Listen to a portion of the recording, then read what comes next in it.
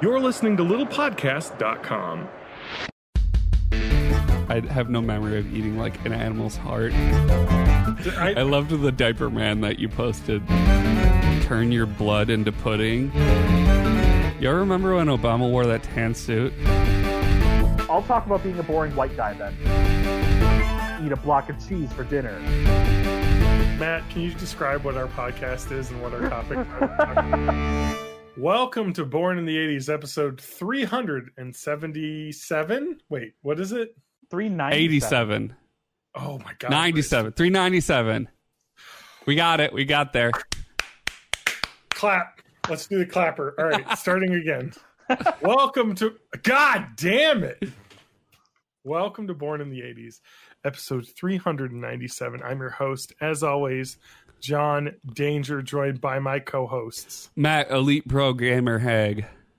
And TJ, Absolute Scrub May. That's Absolute Rob. Yep. Yeah, he's the scrub.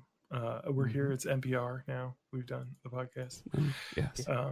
Yeah. It is crazy, though, that TJ has children. It's Father's Yes. Day on Sunday. You doing Happy anything special? Father's Day.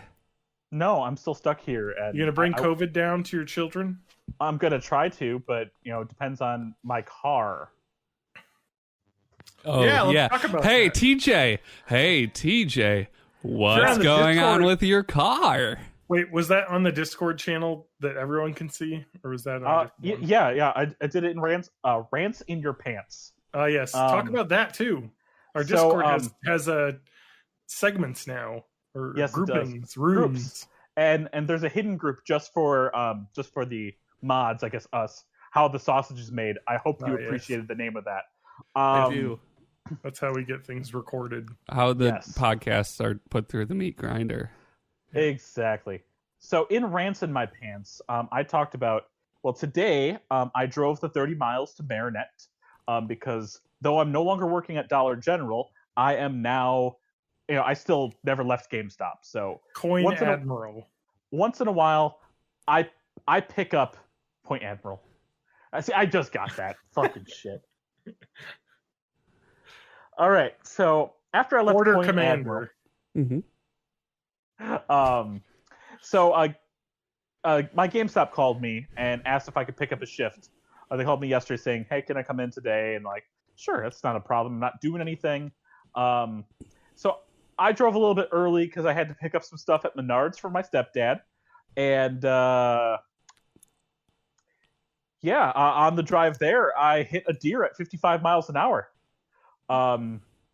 So bit of perspective, because this is very similar to what happened to me 18 years ago. Matt, are you fucking streaming? No, John's doing something. God. Oh, he's going to post pictures. Okay. Oh, okay. I thought he was just being a dick. But the problem is it won't show up unless Matt clicks it. So, Matt, can you please click watch stream on yours? So he Yes, can show please the click pictures. watch stream. Okay, why are we Okay. Pictures of my car. Live from Tulsa. Okay. The Okay. coronavirus. No, John's showing Mike Pence talking for some reason. Are you What? Are you really? This Yeah. is the president's How do I re-election quit that rally. stream? God damn it. What? He's got the three. TJ's trying to tell a African-Americans story and you're being very rude. You're a What? rude boy. Okay. So anywho, Wait. Let me stop streaming. I'll actually show photos of the damage. so this is a repeat of something that happened to me 18 years ago on the night of my senior awards banquet when I graduated high school.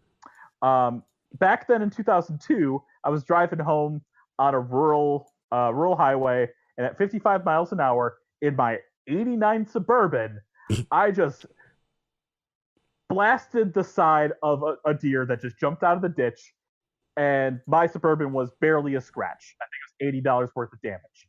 Now, I'm Show me driving photos. a tiny little God Hyundai damn it, John. Elantra. What's wrong? God damn it, John. And John's not showing photos right now. He's showing But I'm he's gonna go- showing What am I showing photos, of? just not I have of no your clue. car. He's Is showing it- Dragon's fucking cars. Nice! We're gonna get banned on Twitch for this, fucking John. These are not bad. There's just a dragon. It's a dragon holding a car. Okay, huh? So this is an artist rendition of what the deer did to TJ's car. Right here. Okay. So anyway, same Sorry, thing I just had to happened. get that gag done. I'm on a rural highway, going 55 miles an hour, and I catch the fact that the deer is about to make the jump into the street. Yeah. There is no way I'm not going to hit this. I do hit my brakes, not severely slamming, because I know at 55, slamming my brakes is going to cause a skid out. I'm going to go ahead and hit the ditch. Yeah, you have to keep some of that loose to maintain control. I just want to minimize the damage. So I hit the brakes, hoping maybe it'll pass me. But no, I still have the image of the car hitting the deer in my, in my memory bank, just like I do from back in 2002. And this time I think it survived because I'm in a tiny little car. For a little while, at least. Yeah. Well, my car is now tinier because the hood got scrunched, the front grille is a little bent, and my right headlight is the glass is broken on the outside. Yeah. Headlight itself was working, and I was still able to drive it the additional 10 miles to Marinette, which I've now given away my location, whatever, and then taking the half-hour drive back. I did call the non-emergency police number. And they shot the deer in the face. No, they shot me in the face. God right over damn it. Not again? Again, yeah. But no, I put in a report. They wanted to come out as opposed to back in 2002 when I called it in, because I had a cell phone. I had a car bag phone in 2002. In 2002, they just asked if I wanted to stay there to get the deer tagged. If I wanted to keep the deer. John, your stream is bouncing audio back. Make that stop.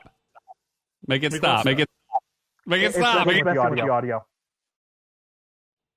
What? Test.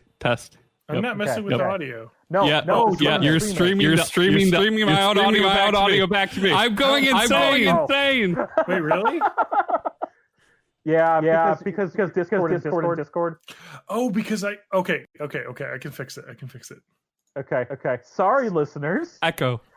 But I'll go ahead and repeat that. But oh my god, yes. What the fuck just happened? Wow. Okay, I'm just trying to show pictures, TJ. I actually was trying to show them, but what I can do now is I'll show them in a second to everybody. Is I can open them up on Discord and the web. There you go. And then later on, you can go ahead and post them in the episode description on borninthE80s.net. Oh yeah, okay. Which we haven't updated in 20 episodes now? Yay! I got pretty caught up. Okay. Anyway, so way back in Wisconsin, when I called in the hitting the deer, they just asked if I wanted to stay there, just for the sake of, hey, they'll tag the deer. So if I wanted to bring it in, get the deer processed for meat. Mm-hmm. But they didn't ask. I'm streaming the photos now. Yeah. That's a lot of damage. Yeah. Well, it's not. The engine block is all perfect. Yeah. It wasn't leaking fluid. Yeah, it doesn't look like it's that. It's just like panels. So looking at that, my first thought was deer, because like the front from a distance looks totally fine. And then it just looks like somebody dropped like a 600-pound sack of meat on the top of your hood, which is also what happened. Which brings me to a further discussion. Well, first of all, I'm fine. I'm safe. In case anyone's wondering, I wasn't wondering if I was safe, because it really didn't matter. Yeah, I was just thinking about, like, how's the deer? Yeah, I was just thinking about how's the car. So, speaking of deer, have you guys ever eaten venison? Oh yeah. My dad's a deer hunter, so... Oh, there you go. They just have a freezer stocked full of venison, and I get these, like... this stuff that's made into like summer sausage and blended with pork, because venison's not fatty enough. Venison summer sausage is beautiful. Good job. Good job. It took John. me a while to find that poll. Yeah. It's a lot of damage. You know what they say. Comedy is all about timing. Wow. You're such a card, man. You're so funny. So I've had the venison summer sausage. I've had venison Italian sausage. I've had venison steak, which is okay. Yeah. Have you guys had venison heart? No. Venison Venison heart. hot pockets. Hot pocket. Hot pocket. That would actually be pretty good because it's a super lean meat. So you want to add like a bunch of cheese or something to it to fatten it up. Surprisingly, venison heart is one of the most tender, juicy steaks I've ever had in my life. That's weird to me. I've never. I know. I probably ate like chicken or goose hearts at some point, but I've never really. I have no memory of eating like an animal's heart. But I would imagine that because it's constantly working, that it would be like a tougher muscle. Think the other way around. Is that venison's hearts are very efficient. So actually, they're not working as hard as you think because it's an athlete's heart. So they don't beat as often. Okay. So it's not as stringy, not as tough as like a leg muscle would be. Venison's interesting. I've cooked a bunch of stuff with venison. I actually did a venison casserole fairly recently, actually, a couple of them, because I had someone give us a couple pounds of venison that they had from their freezer, so we made that. But venison, like, it's actually interesting because when you think about it, like, what does venison look like? It looks like it's basically beef. You can substitute it for beef in a lot of recipes. It's just very lean. Yeah, it's like beef if cows were constantly sprinting. Yeah, and then it's also pretty gamey, so the meat still tastes of like metallic blood taste a little bit, even when it's cooked. It isn't quite as finished as well as it actually tastes a little bit more like grass-fed beef. Okay. Like corn-fed beef has a nice buttery finish. I always feel like I don't know. Well, like when I always think it's funny when people are like, "Oh, grass-fed beef," and it's like it doesn't taste as good as corn-fed beef. Like corn-fed's better. Gotta obese up those cows. No, exactly. Delicious. You have to have the fat, the marbling of the fat. It's got to be like the way to do it. I mean, not that I'm saying that grass-fed beef is bad, but whenever I see that with like 100% grass-fed, I'm like, then they don't know what they're talking about. Like in terms of cuts. John doesn't eat any meat that's not foie gras. Fuck, I can't say that. Foie gras. Yeah. Force-fed shit. Yeah. Ooh, fried venison and moose chili. You really have to taste the moose. torture. Well, I'm a misery vampire. I need to know that the animal has suffered. Dude, for real though, veal is fucking delicious. It is good, definitely. I've had buffalo before. Yeah, Buffalo. I'd actually compare kind of the taste and texture of venison to buffalo, because buffalo is another one where it's it's so lean that it can be super crumbly and it can be hard to get it to stick together in a hamburger. Yeah. But buffalo is good. I'm trying to think of the other weird meats I've had. I've had frog's legs before. Oh, that's delicious. Alligator. I had guinea fowl. Kangaroo. I had hippopotamus. I had horse meat in Iceland. That I had a like sampler platter that was puffin, horse meat, whale. How's the puffin? Oh, fucking delicious. It's like a duck, but salty because it's a sea duck. Ooh. And some kind of fish, I think. I don't remember. Yeah, so like when I was in France, there was a place that sold hippopotamus burgers that we went to. That sounds wild. Okay? It tasted like a burger. Okay. like anything that's a burger tastes like a burger. Like, I know for a while, like, I think it might have been in South or Central America, people dabbled, like the colonialists dabbled with trying to import a bunch of hippos as like a meat animal, and it did not work out well because hippos are very difficult. Oh, they grow a lot of meat though. Yeah.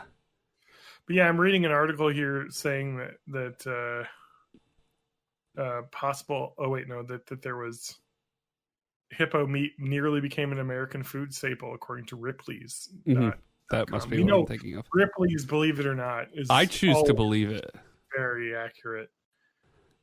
Let's see here. I prefer that to Snopes don't believe it. Yeah, it was just a guy who wanted to bring hippos to the U.S. to like have them be a farm animal. Yeah, there's also wild hippos down wherever Pablo Escobar was because he had a bunch of them, and they escaped. Okay, I'm gonna just read you an insane sentence from this article, NBCnews.com. Taste for hippo meat threatens the population. Congo has outlawed practice, but it's still widespread. All right, check this out. In his poaching days in the Congo forests, Guillermo Caserca used his rusty Russian-made rocket launcher to kill hippos for meat. He fucking shot rocket launcher at a hippo. I mean, that's what you gotta do. It's like, those guys are tough. Yeah, they said they used dynamite to kill them. Yeah. Anyway. Not surprised. I wonder if you have to, like, lure it out of the water, because if you think about, like, if you've ever seen a picture of an elephant gun, imagine that, but then it also has to puncture, like, a big layer of water to get... I feel like that would be difficult. But you could stun him, maybe, and get him to come up to the surface. Yeah. Well, I wonder if that's what the dynamite is. Just like fishing with dynamite. Yeah. Hit him with a bat when they get to the surface. Let's eat some hippos. Anyway, I'm not going to eat a hippo. I've never had snake.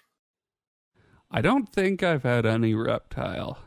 They make snake, like, I think it's a cuisine in, like, Vietnam and stuff. They make snake a lot. I mean, if you got a lot of snakes, you know, I'm sure they're good. Yeah. We don't have a lot of snakes in the U.S., so I don't think that they make them a lot. But I've had not in the Midwest of the U.S. at least. No, I've wanted to try turtle because I hear turtle's good. Oh man, I've never had turtle. Because from what I heard, there was a turtle species that became extinct because it was too delicious. Well, Like there was the the 1700s? Galapagos tortoises. It was a long time before they were able to get a living sample back to England because they kept eating them on the boat. Well, yeah. No, I feel conflicted about that because I fucking love turtles. Yeah. But also, I want to eat one. Well, just eat a bigger one. Don't eat the small, cute ones. Yeah, I And then just just don't throw eat it the and then eat ninja it. ones. Well, Except... Wait, once they rule become 34, eating Ninja Turtle Oh, God ass. damn it. Oh, Please. don't look that up, please. The nice thing All right, about I'm gonna get turtles it up is on- it comes with its own bowl. John is screen yeah. sharing. It pops up. Like, don't click it. Yeah, I've never had turtle. I always feel I don't think I'd want to eat turtle. I like them too much. Yeah. I feel like there's It's no sport in that. It's all that Saturday morning Ninja Turtle propaganda that, like, I can't imagine- fucking idolize. I don't know if that's, like, I worship imagine- turtles, I basically. can't imagine turtle meat tastes that good. Because they're kind of like, they just eat like hang out in fucking dirty water and You eat. say that, and I like catfish. So. Yeah, dude. Yeah. Lobsters are bottom feeders. Bottom feeders are delicious. The closer your food is to eating actual shit, the more delicious it's gonna be. You just gotta cook it right. Oh fuck, catfish is so good. I'm hungry all right. now. Yep. Let's go to a Cracker Barrel and get some catfish. You can get Cracker Barrel. We got Cracker Barrel drive well, not drive away, but like Curbside. Curbside, thank you, pickup. And then, but I mean, they probably aren't even doing that now. I'm sure they just have the whole restaurants full now because, you know, coronavirus is over, guys. Coronavirus just affects libs. Yeah. I loved the diaper man that you posted, or either you or Yes. Spanky posted. Like, I don't know. It's pretty good. I saw a really interesting thing. Somebody had posted this on Twitter, but it was Bill Burr was on Joe Rogan a while ago, and then Joe Rogan was just like, "What do you think about masks and stuff?" And then Bill Burr's like, "I'm gonna cut you off right now. We're not going to talk about this because I'm not a scientist and you're not a scientist. I listen to what the CDC says, and that's what I do." And they both laughed about it. It's like, yeah, that's the way to be. Yeah. Like, it's not some fucking political issue. It's not, oh, I'm an expert. No, there's people that have spent their entire lives researching this to give us the best sort of information they can. And you can trust it because there's a lot of people that don't agree with it. And there's a lot of people that agree with it, which means it's probably contentious enough to be right, because they wouldn't say it if it was going to, like, be good, if that makes sense. You know what I mean? Like, if they were lying, they would say the thing that would be the best for the economy. Yeah. Which it isn't. I highly recommend, there's a new Minute Physics video up on how the Nintendo 64, the N95 masks work. Yeah. Which you don't need, really. No, but in terms of, like, atomically how the N95 masks work, it's I would be interested in seeing that. I highly recommend seeing it if you haven't. Yeah, it has to do with particle size. Yep. They're cool. But I have an N95 mask that is ancient that I got for when I was doing, like, spray painting. Yep. That's so I don't really I wonder have. if I do. I have a spray painting mask, but I don't know what it that is. Might be. It's just like an M3. It's one of those big ones with the 3M. Yeah. 3M. Sure. I'm sure that's got to be N95 or higher. But that's more of a respirator and not just a face mask. Yeah. So, no, you could wear that out and you'd be. I could. I won't, because it would look ridiculous. No, you should, because I find when you wear a mask, then people that aren't wearing masks stay away from you. No, I do. I do wear a mask, but I just have, like, some cloth masks I got at Target a couple weeks ago. Yeah, it is pretty insane, the political of mask wearing. Yeah, it's weird. Like, it sounds like it sounds like people in the 1950s.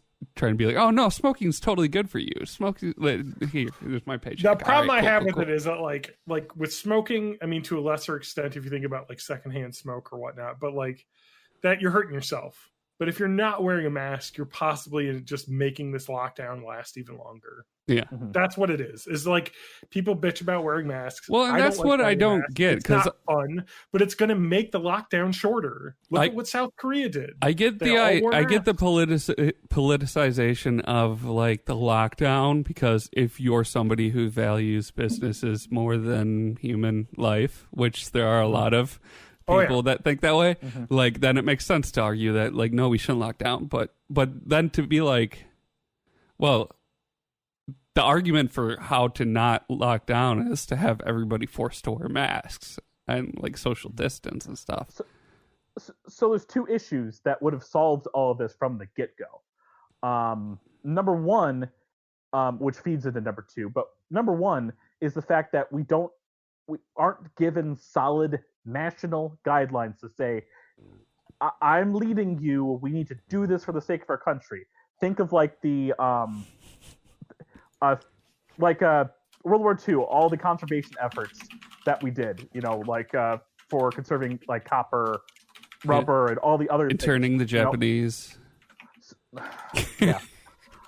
So, by having a strong federal leader that says, hey, we need to step up our game for the good of our country, and rallying the country behind that strong leadership, we would have been on the right track and flatten this curve for shit. There would have still been the people resisting it, but it would have been like they would have been the outliers. Yeah, the crazies. They would have been the ones. They would have been the ones that are easily turnables. Our centrists would have not rallied behind, because we had that direct leadership of, this is what we should do as a country. But because we don't have the strong federal leadership, we are then restricted based off of the fucking 10th Amendment. All powers not given to the nation are given to the states. So we have fucking 50 different sets of circumstances, 50 different sets of restrictions, 50 different, well, I'm doing this, but they're doing this, but they're doing this. And then everyone's fighting over resources, over supplies, and they're fighting like, you live in a border town? Well, I do go here and I don't have to do this. I go here, I do. What the fuck's right? Yeah. It's confusing. And people don't like to be confused. So the simplicity of the status quo, well, I never had to wear a mask for the flu, so why would I need it for COVID, is what takes over. Mm-hmm. And it doesn't help that they're being rallied by other people who want them to not be scared. But then you see those other people that are doing that. I'm gonna fucking talk about Fox News as much as I hate talking about Fox News. They're about like, we need to reopen the economy. We need to get people back. We can't be scared of this. But they're still working remotely. They're still not in the same studio as each other. But they're telling you not to be scared. But they know it's a bad thing. But they won't tell you. Because it's better, listen to what I say, not what I'm doing. Is that a follower? I think we just got a follower. Yeah. Hey, thanks for the follow. I'm stupid. Good job. Good job with that name. I am also stupid. I appreciate that. Thank you much. But for real, though. That's probably what it is. For real, though, it's the Illuminati trying to decrease the population. Because the world's overpopulated, and they know they're going to have to start fighting for water and resources, so they're trying to kill us. Fair enough. I got my water. I'm okay. It just pisses me off because it's like, I want the world to go back to normal just as much as everyone on any side of the political spectrum wants to do it. And we know that scientists have said, and it's been proven, that widespread wearing of masks will slow down this and we can get back to being normal faster.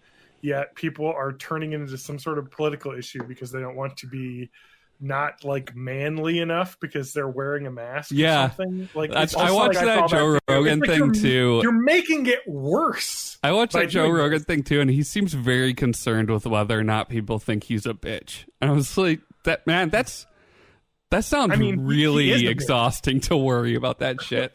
Like the dude is a total bitch. Like he's way into UFC and shit. Like he's just one of those guys that. Oh my God! Somebody had the best description of Joe Rogan's podcast was back when we were younger. We didn't need a Joe Rogan podcast because we had a friend who had that 22-year-old uncle who slept in their basement and said all this dumb shit.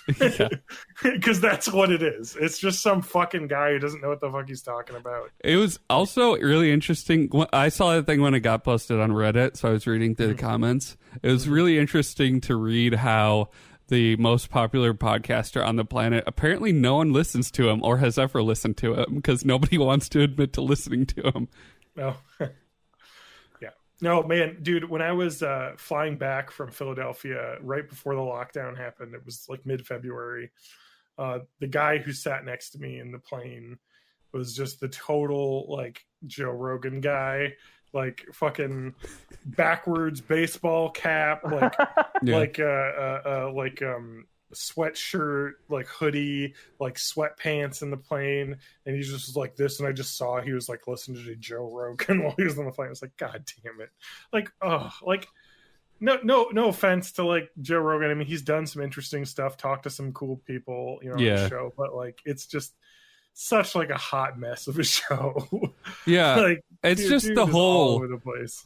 I want you to think I'm smart because I ask a lot of questions kind of thing. Yeah. Oh no, that's like such a tactic of a lot of people in media is, especially on the right wing side, is just asking a lot of questions and then not having. I mean, the key thing to look out for is if anyone ever says I'm not an expert, but I have this to say, then don't listen to them. Because if they're freely admitting that they don't know what they're talking about when they say that, because you wouldn't say that if you were going to make some sort of claim, because I'm not going to say, oh, I'm no expert, but I'm going to say this. I'm just going to say what I think because I'm using my knowledge. Because if I were to try and say something I didn't know was true, I would say, well, I'm not an expert. And so if somebody's like, well, that's wrong. I'm like, well, I said I wasn't an expert. Anyway, it's dumb shit.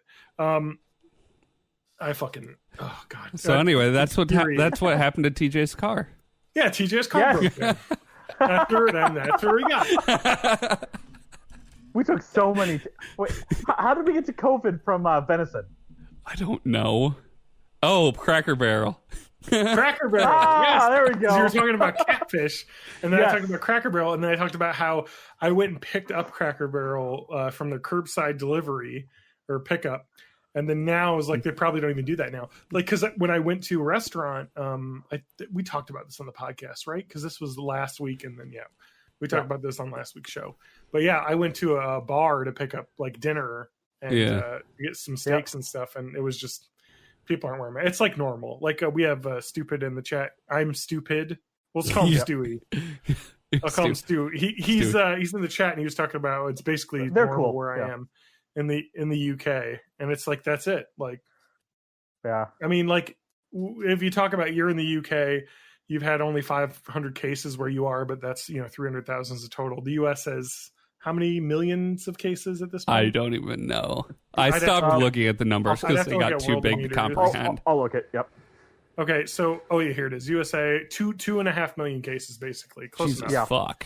Oh, Brazil's getting real close though with 1 million. They're catching up. I'm not surprised. Well, they're about to head into flu season in this. Are they? Oh fuck, that's right. Yeah. So they're gonna get hit real bad. But sorry. Yeah, but like in Wisconsin, like in our county, Dane County, which is fairly large, a fairly large portion of the state, I think there's like maybe 1,000 cases, like the difference between the US and the UK is the US is so spread out. Yeah. Like it would be much more accurate to look at like certain states. I think like a lot of people are looking at the numbers in New York and being like, well, we're nowhere near that. And it's like, I don't know, just because that's excessively fucked up because there's 100 million thousand people sitting on top of each other, literally. Like, the scary part about all this is the fact that even people that recover, we're talking about people who are now dealing with having their blood being a bit thicker and still being at risk for things like heart attack and stroke. Clots. Clots. Your blood does not end up well the way that COVID fucks with your lungs and then works its way into the bloodstream from there. It's fuck. It's just a bunch of fuck. Yeah. So. I mean, it'll be cool when like as they get more antibody tests out, because then hopefully you can gather more data about like people who may have not had super severe symptoms or got it before, like got it earlier before we knew what was going on and stuff like that. We still don't know if you can get it more than once. Yeah. And that's, but we need that testing data to start building the map out more. Yeah. But yeah, did you guys see about the one guy who recovered from COVID and his medical bill was something like $1.4 million? Oh, that sounds fun. Man, this is good. What is it that they say? I'm free to pick my doctor. Yeah. It's like, it's one of those bullshit things like right to work, which means like no benefits and no minimum wage, I think. That means that I'm free to get fucked by medical bills as well. Right to work means they don't have to give you notice to fire you. And vice versa, but it more benefits the company because you still should give the 2 weeks notice. Otherwise, they're going to fuck you over if you use them as reference later. And a lot of times they do. So in the chat, they're talking about the drug, the steroid that they found, dexamethasone, which is just a really common corticosteroid. Now, John, before you start talking about science stuff, you have to say I'm literally an expert. I am literally an expert. I'm more expert than some people. I do have a science degree. And you work in a fucking lab, so yeah. I'm pointing to the wrong person. But I'm not like the expert in infectious diseases. Okay. But I certainly know about reading lab reports and research papers because I do that all the time. So the interesting thing too is that I think the person said that they found a drug that cuts deaths. I mean, somewhat by a third, and this is just in the non-peer reviewed initial data. that they're showing. So it's still helping some people. 1/3 in people on ventilators and 1/5 in patients receiving supplemental oxygen, which is, pretty big. But I mean, it's in no way a cure or anything to say, oh, we can open the country up. It's going to say, okay, 1 out of 5 people on oxygen are now going to not die. Yeah. But still 4 out of 5 will. Like it is. This is a nasty illness, and I think it needs to be treated seriously. And the thing is that we just need, and it's proven beyond any sort of a doubt right now that what happens is if you stay 6 feet away from people and you wear masks, it's very low chance of you getting it. We just need to be doing that. And people are like, I want to be free to get other people sick. It's because the US and a lot of other countries, especially, first world countries, there's an empathy problem. People just are, and that's capitalism for you. Yeah. It's just like, oh, I got mine. So like I'm not this way, but I could be a total shithead and be like, well, I want to have the freedom, but I am someone who's lucky enough to have a job that I can work from home. I am lucky enough to have the money to pay for people to come and deliver groceries to me. I don't have to be exposed. But I'm still saying that I don't think people that work in your Dollar Generals or your GameStops or that need to be, exposed to people that are going to be assholes. That sucks. Yeah. Like they're just going to possibly get sick. And even if they don't die, in the US especially, we don't have paid time off or paid sick leave as a requirement for everyone. So that person will be, I'm going to get COVID. I'm not going to die because I'm, 25 or 35. Rack up a couple $100,000 in bills. I'm just going to be sick for a week. If I have to go to the hospital, I'm going to be down $100,000 in bills. And I'll get fired from my job because I missed 2 weeks of work. So it's pretty much a nightmare for the working class here in the U.S. This is like something I said very early on before this became a pandemic, which is there's going to be a bunch of people, because I said it myself, that if I'm told that if I get COVID, I can't work, there's not going to be a day that I will ever say I have COVID. Yeah. Yeah. Even if I know I've got it. Yeah, that sucks. I mean, like the company that I work for, they sent out an email and said, like I'm salaried, whatever. But like for like our hourly employees, they said, if you get COVID and you go get a doctor's note saying that you were tested positive, you get 2 weeks paid vacation. Like just that's it. We don't want you coming in until you test negative. Isn't there that like paycheck relief thing where, or is that just for businesses that have to close down because of like state-mandated stuff? I think so. Yeah, I think that it's for businesses that close down so they can keep paying salaries. Yeah, or not pay salaries and just walk away with the money. When some businesses have closed down, because there's definitely been businesses that have taken that money and then closed anyway. Yep. Yeah. Like, man, capitalism is great. Well, the whole idea is those are supposed if you have money, it's great. The whole idea is those are supposed to be loans, and if you close down or stop paying your employees, you're supposed to pay those back. But there's no oversight, so no one gives a fuck. And it's mostly given to big or you can call, or you could declare your business bankrupt. I don't really know the legality of it. There's probably ways to wiggle out of it. They're mentioning people are wearing masks on transport only. I mean, that's like the big thing to me too. Is that like I'm like super hardcore about people wearing masks, but like if you're outside or in your own home or out in a park or something, as long as you're like 6 feet away from people outside, masks aren't really going to be that big of a deal. Because it doesn't really, it's not really airborne, right? It's got to be like droplets. It's droplets. So it's not like in the vents. It's more like if you're on the tube, you just you're imagine, like smashed up against imagine people. Every person has like a 6 foot, like, out from them, like circle. Bubble boy. And then that is an area of air droplets that are just being spewed out of them at all times. Yeah. So you want to stay away from that. And so when you're in an enclosed space, you can't do that. So you wear a mask, which just makes that area that the droplets spew out very close to that person, if not just into the mask itself. Do you guys want me to read a Facebook post from a garbage person about this? Oh, God, no. Okay, then I won't. It's fine. Just put it on John's awful Facebook thing on the Discord. Yeah, that's true. That's true. You can put it on the Discord. All right, I'll do a screenshot because it was texted to me. by my mother. Oh no! Mostly because my mother sends it to me because she's like, this person does not know how to spell it. It bothers me. Oh. She's more concerned about the spelling. Yes, No, the crazy thing that's been interesting about the COVID was is that people were like, oh, it's a respiratory disease, and that's definitely not what it is turning out to be. It is a disease that is communicable by your respiratory system. Well, it's just like how the body illness. You know how the flu can like turn your blood into pudding and give you strokes and stuff. It's just like that. Yeah, see, it's so different than the flu. Like whereas where the flu is much more of a respiratory illness, this is a full body virus that will attack all of your body, but it's just communicable like the flu through airborne droplets. But yeah, that it does suck being forced in a lockdown by police. I know in the UK they're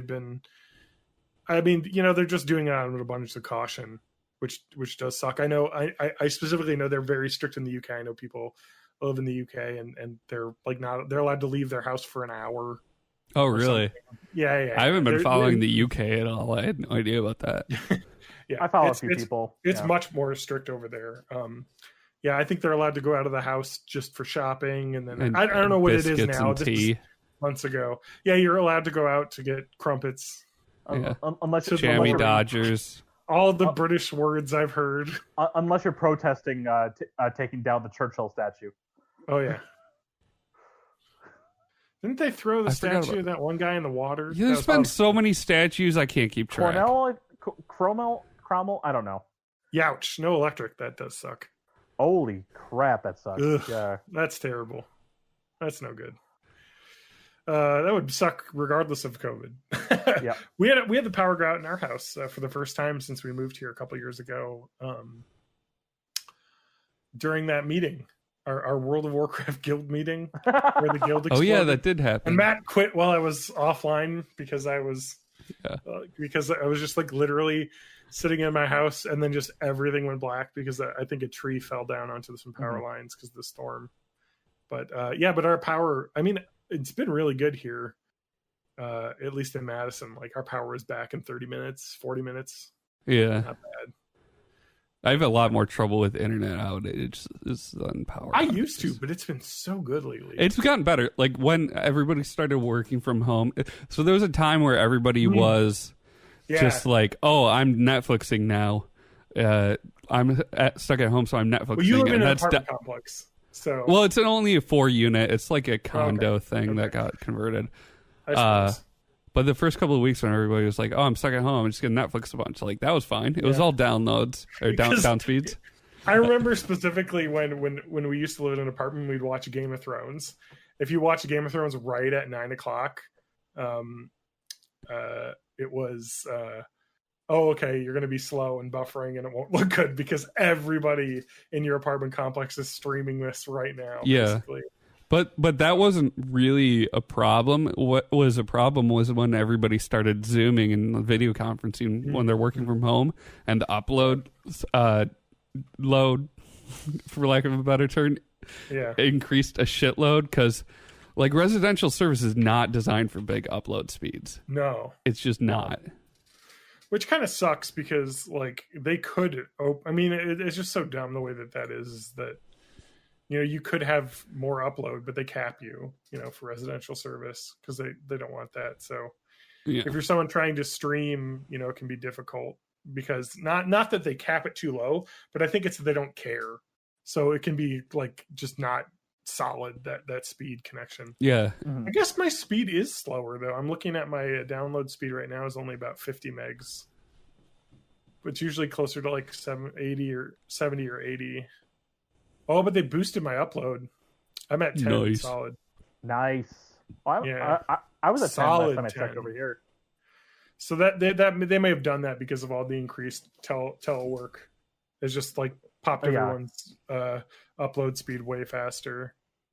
Or cuts, some of my download bandwidth and put it into upload. Yeah. Which is fine. I don't really, I imagine that's all just artificial anyway. I assume it's just a number on a computer somewhere they can change. I always think that's interesting too, because like people like want gigabit internet to make their internet go faster, but I feel like, yeah, if I'm going to download a game from Steam, though, Steam's a bad example because Steam is ridiculously fast servers, but other, game like the Sony servers to download like a new like PlayStation game, it's like, okay, yeah, you might have 1 gig down at your house, but we aren't putting it out that fast from our server, so you're not getting any of that speed. I don't know. I would love to be in a situation where the bottleneck is on the server side, because I feel that's so far from where we are now.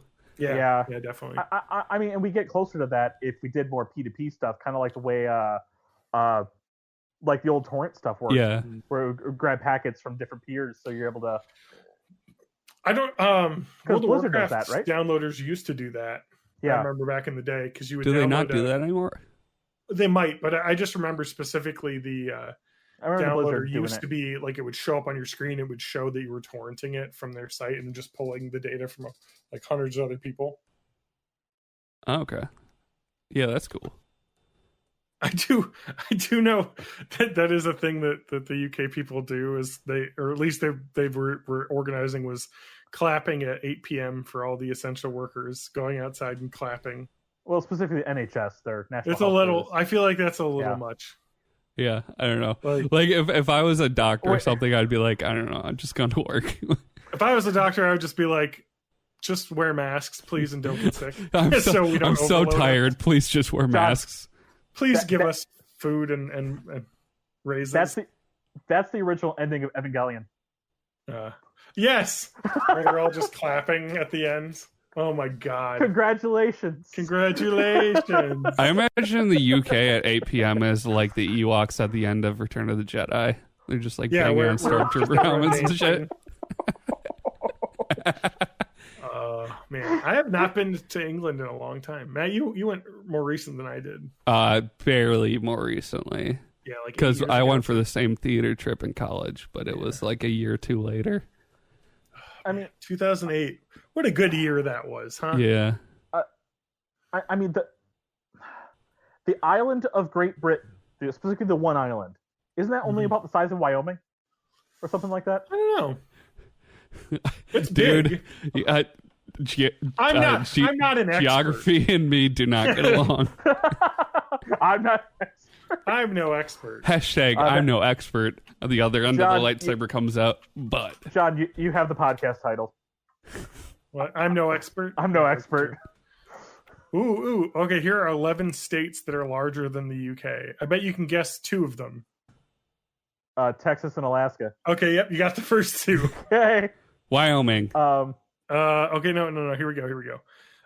Okay, California is 1.74 UKs. Okay. Montana's 1.56. Yep, that New makes Mexico sense. is 1.3. You already did Montana. Nebraska? No. Nebraska is 0.82 UKs. Kansas. Kansas is 0.87. No, I will tell you that the best Wyoming is 1.03. Okay. Michigan 1.03. Really? Wyoming is right there. I was pretty damn close. Yep, Wyoming and Michigan are the closest to equivalent. Wait, you said UK though? Oh, right? Yeah, United Kingdom. Which is going to include Northern Ireland there. That does include... Actually, it looks like it's including a regular Ireland as well. Oh. Wait, I'm looking at this map. Let me see this. It's just the image, though. That image might not be right. Yeah, oh, no, it is. That is just Northern Ireland in that image. You're right. Okay. You're correct. Okay. Yep. All right, fair enough. How big is Northern? Anyway. And all Rhode of my knowledge... 0.02 UKs. Delaware, Connecticut, New Jersey, all those are like less than a tenth. Wait. 2% is not horrible compared to, if you think about the size of Rhode Island. Yeah, it's which tiny. Isn't a fucking island. Or a Don't road. worry about the way that people named our states. Rhode Island. New York. West Virginia, New Jersey. West of Virginia. I still call it New Amsterdam. Because why they changed it, I can't say. Because West Virginia isn't west of Virginia. There is parts of Virginia that's further west than West Virginia. But I will it's say more north than west. the Confederate statue stories that I've enjoyed the most are the ones coming out of West Virginia, because it's like the whole reason you're a state is because you didn't want to secede with the rest of Virginia. I know. Like, what the fuck, dude? Mm-hmm. Also, this is backtracking a little bit, but I was talking to some people in our guild, and a lot of them are Canadians. Yes, and a lot of apparently travel is banned from the U.S. to Canada. Yes. I did not know that. Oh, yeah. That's fucking Canada's not letting a single one of us fuckers in. Yeah. Oh, I wouldn't. No, I wouldn't either. You know, hold up. I'm now going to go to our other major border. This is how Trump's going to get his wall built. Mexico's going to put it up saying, we don't want your fuckers down here. Yeah. We don't want COVID down there. This was his plan all along. Trump manufactured COVID. No, it was the Chinese hashtag laboratory. the Trump virus. Oh, I fucking hate that guy. Anyway. Nobody likes But seriously though, y'all remember when Obama wore that tan suit? Fucking terrible. What was so disrespectful? But her emails. I'd wear a tan suit. He was fucking dapper. Yeah. He was a very handsome man. He's when you're tall and skinny. True, I'm neither. You can really rock a suit. I used to be. I never was. I've always been tall. I want to get us off this politics for a bit and take 5 minutes to talk about. I'm streaming a new way this episode. Oh yeah. Yes. So TJ is a proud owner. Wait, did you spend government money on this? No, because my wife gets all that. My wife. Well, technically, you get half of it. No, my wife gets all of it. My It wife. went all to her. My wife, because it went all to her account. Yeah, so, but you can steal it. Yeah. So wait, just stop for 1 second. For our UK listener, that we do actually have some of the podcast. I would say the UK equivalent of the money that each US adult got was £972, which is $1,200. Okay. And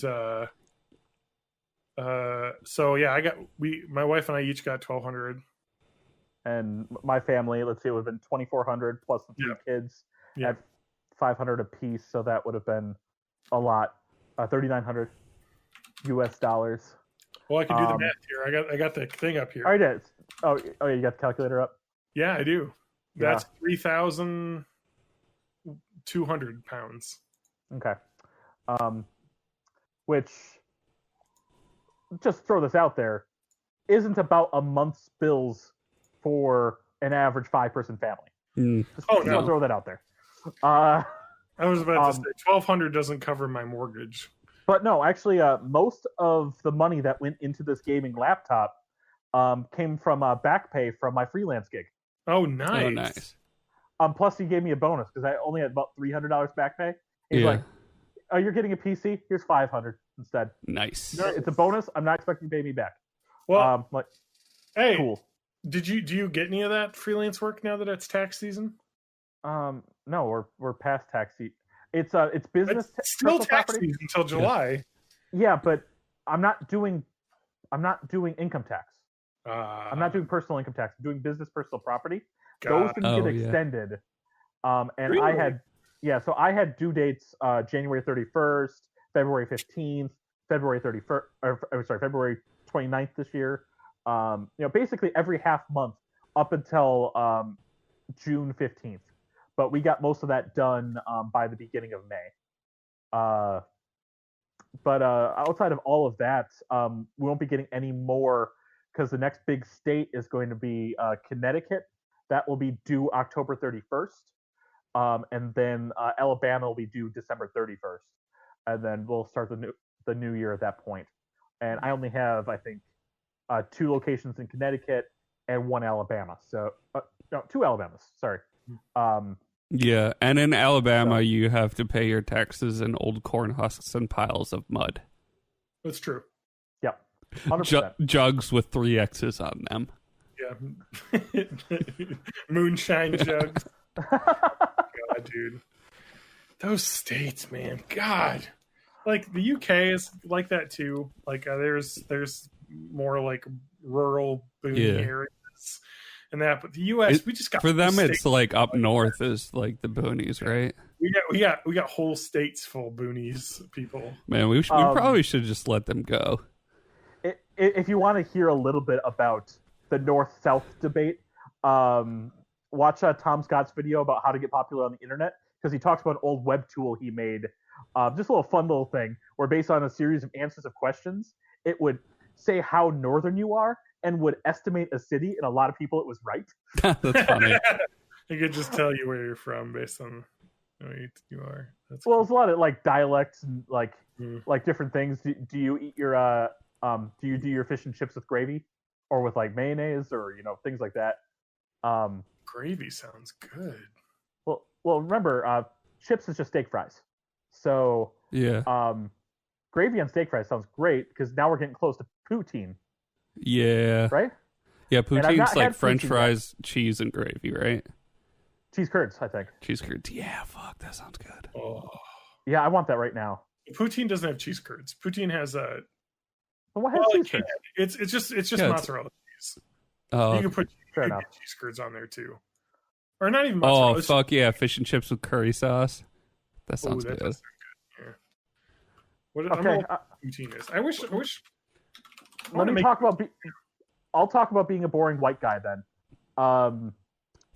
I've never had curry anything. Oh, I love it. I hear it's good, but I've never had it. Really? Yeah. I make a lot of curry. It's Yeah. easy to make. I would recommend, just like finding a mild good curry version of powder? something and see if you like enjoy the flavors. I would say make Japanese curry. Oh, really? I like yellow It's kind of- curry. Like rice and curry vegetables. No, I've tried a coconut yellow curry that I didn't like, Oh, really? because they had that at Noodles and Company. Mostly because I don't like coconut. So I would It's too suggest sweet. if you want to try a curry, Japanese curry is the way to go. Go to like your Walmart or whatever and get a golden curry sauce mix. Okay. And it's just like a brick of these little things, and then basically you just get potatoes, carrots, and beef, or any other vegetables you want, or you can just do anything you want in water. Well, you brown the beef first, but then you put the water in to boil the vegetables till they're soft. And then you throw in these little pucks, and then it turns into a delicious soupy. Look up Japanese curry. It's I kind of get what it's just going for with basically that. beef stew. So is Japanese curry just like the puck form? Do they come like that, or is that something specific I have to look for? No, I would just get that's- the golden whatever. That sounds like a curry bouillon, essentially. Yeah. It really but- is, but it makes it like the thickness and everything too. I'm sure authentic Japanese curry is Yeah. like making a roux with like flour and other stuff, but everybody uses the pucks, including Japanese people. I took a this is just picture. how you make it.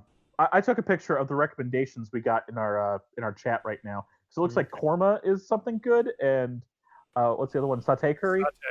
Korma is good. I would say probably like tiki masala is your best bet. Yeah. For Okay. curry as a person, because it's like literally like a tomato cream sauce with chicken. Ooh. And it's not like overly Ooh. spicy, so you don't have to like. I think you'd like tiki masala. I like a little bit of heat, but it's got to have good flavor. It's the reason why I like buffalo. Yeah. I like heat, but that's got some nice. It's got some nice flavor and some good pungence to it. Korma's got. Yeah. Well, Well, curry. I love Indian food. Curry is there's like lots five of curry. spices. There's like 5 spices that Yeah. make curry powder. Let me look that up and see what sounds good to you. Because that sounds like I should almost do it instead of from the puck, do it from the curry powder.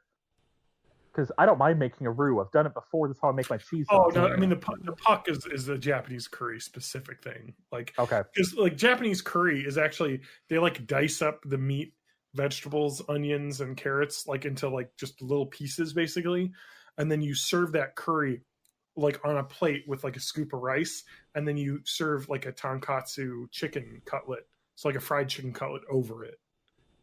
And so that's like like a base sauce. Okay, excuse me a little while I go to Japan and eat this fucking thing because it sounds Oh, yeah. delicious. It is. I made it. While you're there, you can get some pizza with corn and mayonnaise on it.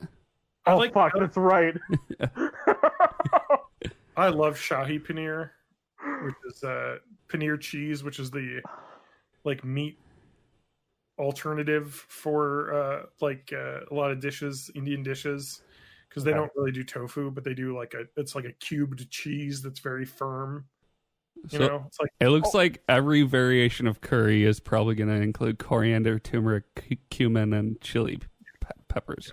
So I don't mind a lot of those. Those all sound great. It's all just like variations on like that theme with other stuff added in. Yeah, paneer satay is like Thai curry. What? Tikka masala was created in Glasgow? Yeah. That's crazy. Not surprised. Yeah. It was made in the UK. We invented fortune cookies. That's true. Shit. I mean, Taco Bell food is really U.S. It's a U.S. take on what looks Mexican, but is perfectly set for our palate. It's even farther beyond that, though, because it's originally it was a fast food take on Tex-Mex, which is I mean, I don't know if it's an American take on Mexican food or if it's like more of a fusion, but and then like in recent years it's just been that. But also, like, what if we just improvised and threw Dorito powder on our corn crispy tortillas? How can we synergize with our other corporate partners and somehow trick people into eating that? You say that, and I absolutely love the breakfast crunch wrap, 100%, all day long. Yeah, I haven't had one of those in a while. I gotta go get some Taco Bell. Just to talk to the chat for half a second. Good. If you haven't had McDonald's this long, not worth having it now, dude. You can get a better burger from about anywhere else. I think I have an addiction. Like, my craving for McDonald's follows an addiction model where I know it's going to make me feel terrible, but I can't, like, stop myself. I have to go get a Big Mac. McDonald's, so I've had it. I have a story. I have a McDonald's story from this week specifically. Okay, what happened? So I have been having very much protein and fat heavy diet lately with almost no bread. So it's and very little sugar. So this is a keto diet. Yeah, basically keto, but not quite because you're Atkins. Because I the fucked it up caveman anyway. diet. So like I'd eat a block of cheese for dinner. And when I say eat a block of cheese, I saw the photo you posted. Yes, I would straight up just open the block of cheese and just start biting it off a block. Yeah. You know what's funny? My dad does that with like slices of cheddar cheese, but then he puts ketchup on them. That actually sounds good. I get it. Yeah. Because it's just tomatoes and cheese. It's basically Italian food. Yeah. So I had to run into my original hometown, which you guys know of, and I won't mention it here because it's got a stupid... it's Crivets. It's fine. All right. Crivets. Yeah, I was trying to get you out of that, but I don't care. I don't give a fuck. Cabbage? You went cabbage. Mostly because my aunt has clothes that people bought for her that were too small, and she's like, "Have your wife try these. Maybe she'll like them." So I guess I'm gonna bring them down to my wife. My wife.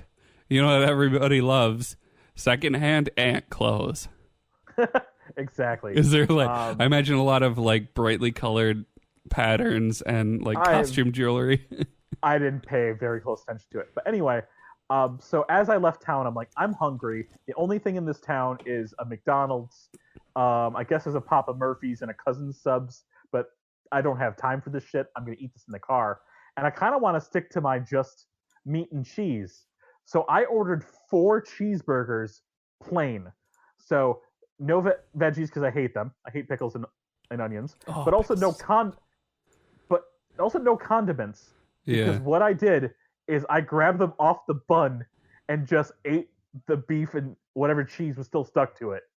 Now, John used to work at a McDonald's, so he knows I'm eating the 10 for ones. They call them 10 to 1s because 10 patties to a pound. Yep. So I had 4/10 of a pound pre-cooked, 4/10 of a pound of McDonald's meat, which is heavily salted, and the cheese that's on it. That night, I had the liquid shits. Yeah.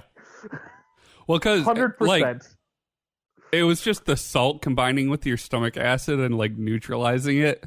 And then your body was like, well, I can't digest any of this shit, so let's get it out of here. Yep.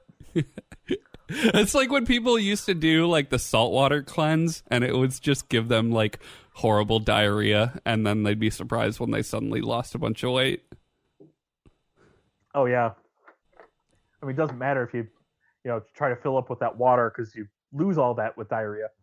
Mm-hmm. But anyhow, I'm okay now. I hope. That's good. No permanent damage. God, I just never get fast food anymore because of the lockdown. Yeah. I do it once in a while, but I try to avoid it. I was doing it like all the time. Spring water. But like at the beginning, but it's really tapered down. Like I had Taco Bell for the first time this week because my I guess I could mention that we had a lockdown happening, but I got my D&D group back together. We're playing Pathfinder again. Nice. Are you doing it on Roll20 or just over Discord? No, we're going out. We're going. We're all in a room together playing again, spitting in each other's mouths. Yeah, with masks, except for that we didn't wear masks because we're eating. So, but we did sit.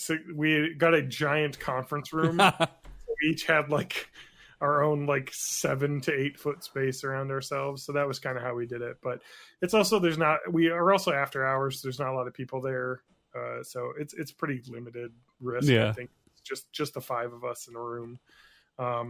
So although one of the guys isn't coming, but we all wore masks from the, whenever we're outside of the conference room that we're in, just in case. But yeah, we're going to be in close contact. We're all like, we've been tired of not playing, Pathfinder for this long, that we're going to just take the risk of just seeing like 5 people in the same room. And it's fine. I'm willing to take the risk at this point. It's a low risk. It's the only thing I do, outside. I wear a mask for as much of it as I can, obviously. But we'll see. Yeah, but the crazy thing is that Epic Systems, which makes, I'm sure in the UK as well, a lot of the hospital software they use over there for charts and stuff, they have a 9,000 person campus right outside of town. And they are making everybody come back by August. Really? Yeah. Well, I mean, they don't know a lot about medicine, right? I mean, the crazy thing to me is that most of the people that work for Epic are doing software. Like how? Well, they also have a shitload of people that are constantly on planes. Yeah, I know. But I mean, and like, I know people that still work there that used to travel all the time. Now they just don't now. Yeah. Because the hospitals don't want people coming in. If you're not like working as a, person who is important to people not dying, not just someone working on the software. So yeah, they're limiting a lot of travel, but they want people back on campus. And I think it's for somewhat selfish reasons because, they spent, hundreds of millions of dollars on this huge campus that they have. And so they don't want it to go to waste. They have food service staff there that they have like 5 or 10 like chefs that work there. Probably like hundreds of food service employees that work there. And I think they just want everybody back for that. I think it's ridiculous. I think people should be able to, I think that right now any employer should say, if I have an employee that wants to be safe and work from home and they can do their job working from home, they should be allowed to do that. Yeah. I don't understand why software developers have to be not at home. It's crazy to me. TJ, don't drink 6 liters of water, please. Yeah, I'm trying not to. Or maybe if you do, take a salt tablet first. Yeah. Oh, God damn it. No, I don't want to shit. No, it'll balance out. It's like Pinchy and the lobster, or Pinchy lobster and the goldfish. You just got to find the right balance. And So that's interesting. So that was my first excursion out into like the real world that wasn't like just going quickly to a gas station or grocery store to pick up a gallon of milk or something, that I didn't get in my deliveries. So I've been staying very locked in, which is happy because I'm like a shut in anyway. So yeah, it's great to have this excuse not to do anything. Sometimes I have to remind myself that this isn't just normal because my day to day really hasn't changed all that much. I mean, same. So it's just a different thing, but I'm glad to be back to getting some routine, playing some tabletop role playing games. I'm happy, but it's just going to be fucking weird for a long time, not until we get some vaccines, which is, I mean, at the earliest this fall, and those will probably be rushed through their trial status and given to the people that are high risk first. Yeah. So like you and me, regular Joes, are not going to get this probably till next spring. Yeah. If we're lucky. And what's crazy, like if there is a huge second wave. So for anyone that doesn't know, I am not employed. So I am at the whims of the bonus COVID unemployment benefits right now because nobody's fucking hiring. But that runs out at the end of August, or at the beginning of August, at the end of July, I think. So like, ooh, that's coming up. So now I'm like looking at that. I'm like, what's gonna happen? Like, they've got to extend it. Yeah. Well, like that, the supplemental unemployment benefits make the most sense for me in terms of a bailout kind of thing. Because that's people that lost their jobs because of this or can't get a job because of this. Yeah. So they need to have a living wage. Like the blast of like, $1,200, out to every adult citizen is just like, okay, there's a lot of people that didn't need that. My wife and I didn't need that. We both are still working the same jobs we had. Nothing changed for us other than the fact that I'm working from home and she's now has, staffing in her building is cut down and she's got to wear a mask everywhere, when she's working. So I don't know. I think the supplemental unemployment benefits will probably be extended for sure. I don't see why they wouldn't. Because, they're going to the people that are being directly affected by this. Well, yeah, and like the last I heard for like the latest round of relief bills was that the Republicans in Congress wanted a $1 trillion bill, Trump wanted $2 trillion, and the Democrats wanted $3 trillion. So it's like that can't all go to like car companies. Yeah, no, the Fed chair, so the chair of the Federal Reserve, Jerome Powell, says the unemployment benefits should be extended past July. He agrees, and that's someone that was appointed by our president. So, yeah, or it's they butt heads. It's a weird situation. Yeah, but I mean, like, it makes sense. Like, you need to get it because, like, there's so many people that are going to have.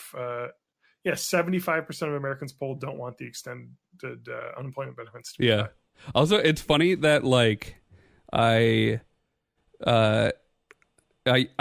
gotten used to living like pretty like thriftily, so I'm making about what I made at work, but also I'm spending as little money as possible, and I'm just most of that money's going to like paying down old debts and stuff, which I feel like is not what they want me to do with it. I think they want me to use it on cars and McDonald's. What things do we talk about the most on this podcast? Matt, can you describe what our podcast is and what our topics are? Don't read my post. So we talk about hitting deer with cars and then what different kinds of meat taste like. And I would say we all have interests. Yeah. And our interests are video games. Very loose, and hangy outy kind of thing. TV shows. It's very loose. It's meant to be a mostly we talk about World of Warcraft Classic and like whatever drama's going on in our guild at the time, and like that does happen from time to time. Yeah, we're doing a Bite Book Club where we talk about Last Airbender. Yeah. Netflix. Speaking of, do we want to get to that? Let's wait. I think the timer on the stream starting says an hour 26. Mm. So that is probably not as long as it's going to be because we spent a bunch of technical difficulties time at the start. Yeah, Getting... it's probably off by like 20 minutes. I say we got about like 10 minutes and then we'll talk about it. So do we have one more topic before we do? I got a Switch. Yeah. Yes. Oh, fucking right, you did. Switch. You snagged one. You didn't snag one. Well, no, Spanky has been like keeping an eagle eye out for any available Switches. We can talk about that I also sniped as well. Yeah. Go ahead. So he just delivered it to my address, and now I'm going to use my sweet government money to pay him back. And yeah, so I don't have the budget this week to spend any money on games. So I just signed up for a free trial of the Nintendo Online thing, and I've been playing a shitload of NES and Super Nintendo Mario Brothers stuff. There's some good shit on there. Like, what is the SNES on Switch? I know one weird thing I noticed: Super Mario Brothers 2 is not on there. I don't know if that's like a weird licensing thing. It is. It's in a different spot. Oh, is it? Okay. It's not alphabetical, unless you sort it that way. So SNES games, you got Super Mario World, Super Mario Kart. So basically, it seems like most every single first-party game. Yeah. But you also have Zelda, Metroid, Stunt Race FX, if you want to play that, I guess. Oh, yeah, I remember that game. Kirby's Dream Land 3, classic Star Fox, which is very good. So because the Switch is basically an emulator, it has a rerun function, and it turns every game into Braid. So, like, I spent the first day completely beating Super Mario Brothers 1, which I didn't even know had an actual ending. I thought it just went on forever. But, yeah. So they've got they got the Breath of Fire games on here, too, actually, the first two from Super Nintendo. Yeah, they do. Oh, really? They don't have any of the Square stuff like you would get on your Super Nintendo Mini, which kind of sucks. I wish it had Super Mario RPG. I really do. Oh. Earthbound. They do have Earthbound on here, yep. They do? I thought they did. Didn't they? It's not on here. Fuck. Was that Super Nintendo? You're right, it isn't. And it was available on both the 3DS and the whatchamacallit?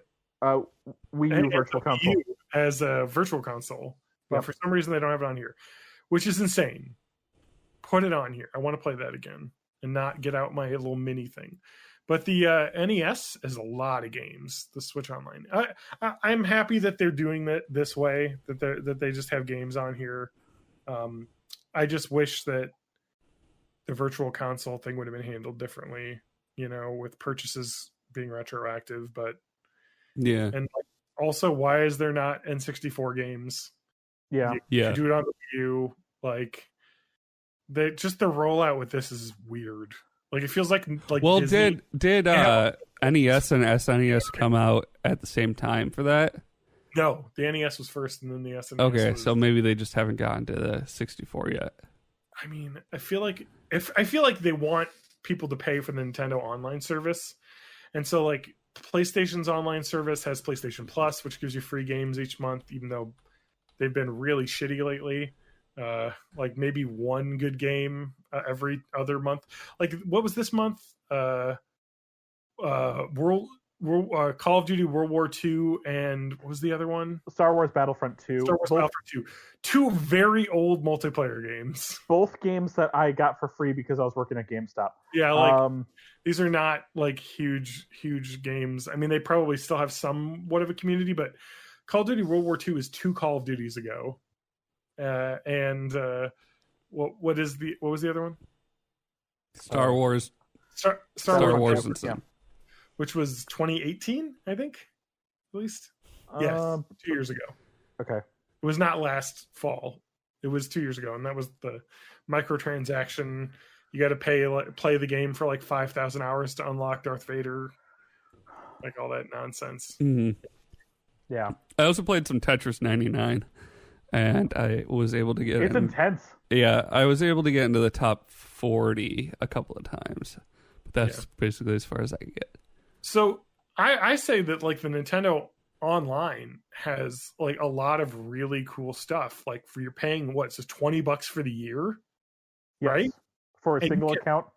All of these awesome games, like Yeah. Matt, like with the rewind functionality. I mean, And- maybe that's why. And added online play. You can play online with your buddy. Yeah. And maybe that's Yeah. why they haven't put the stuff out for N64, because like the Nintendo Switch Online SNES games, they have the rewind. Virtual Console didn't have rewind capability. Yep. So that's like a new thing they got to like build into all these. But that makes like some of these games playable. Like maybe I could actually play Super Ghouls and Ghosts, because that game is Yeah. impossible. Fucking hard.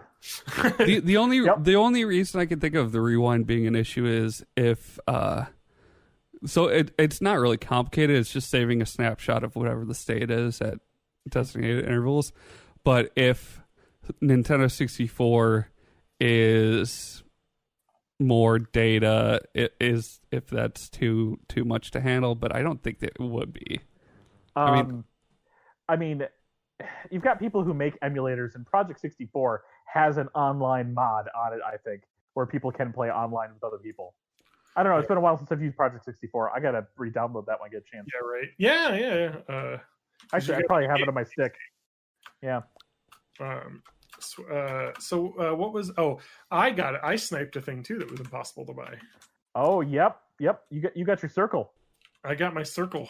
Oh I got my yeah. picture. Finally. Interesting. That was available on Amazon. Wario. If you don't follow them, follow Wario64 on Twitter. Oh yeah. Twitter account, but he always posts like crazy like deals and stuff, or like when things are out of stock, if they're quick in stock. And I just saw he posted 5 minutes ago, Amazon has ringfit adventure back in stock, and I was like, oh fuck yeah. And so I got the ringfit adventure. So I've never seen anyone use this. Can you explain to me what the fuck you do with this ring? Okay, so it's actually pretty cool, and it actually works really well as a workout. I've been doing it for the past week, or at least half the week, because it showed up halfway through the week. But just to pause for a second, I got the European version sent to me, not the US version, because it's got the PEGI .info rating as well as the German age rating on it, and it also says Italy on the back. So I don't. It's the Euro version I got, which is selling for $200 on Amazon right now. I guess I could sell mine and get $160 if I wanted to be a terrible person. Yeah, you could. But I'm not going to do that. But the Nintendo Switch, like all the consoles, I think the Xbox, does it have region locking? No. Everything is PS4 this generation. This generation, everything's region unlocked. Every console's region free. The 3DS was not region free though. Correct. Which was annoying. But the all of the consoles, so it doesn't matter. Like it just works. Now I should clarify something I talked to you about in the Discord, or maybe over voice before. Is Ring Fit Adventure specifically, because games for the Switch, even though the Switch isn't region locked, the games themselves are regioned in terms of like DLC and networks and add-ons and whatnot. But I believe Ring Fit Adventure, the actual cartridge, is non-regioned. Which, even though you got one that is a PAL region version that has a PAL region thing on it, the actual software in it isn't. Oh, I bumped my thing. Isn't different per region. Yeah, so even though you've got the German, the only difference what you're saying is the box art. Is the box art and the cart that went in was the same for everybody. Yes. And honestly, it doesn't matter to me. It's not like there's no like online competitive multiplayer that I care about on this. This is more of a thing for me. So I don't, like if it was different versions had different online pools or whatever. What it is a like a Pilates ring is what they're called basically. Yeah.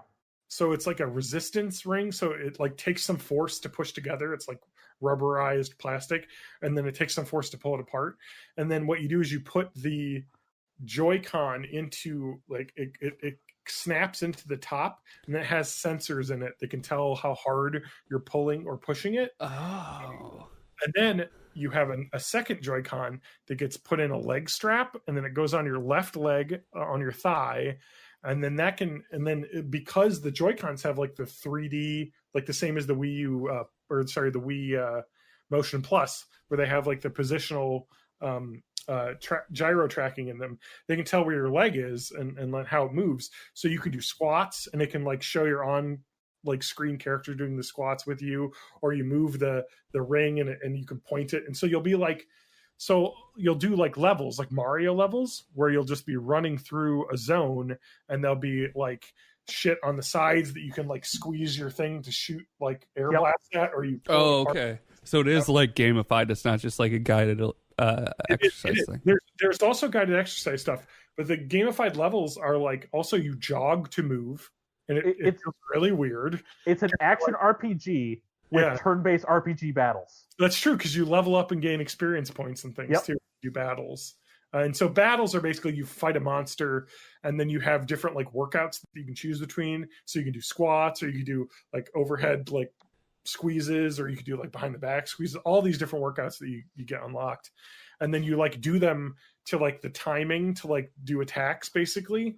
It's really neat. It's really cool actually. And it gets you a good workout, and you can put in your weight, and it'll calculate after each and so you put in your weight, and then you the Joy-Con, I forget which one it is. It's the left Joy-Con, I think, that's up top.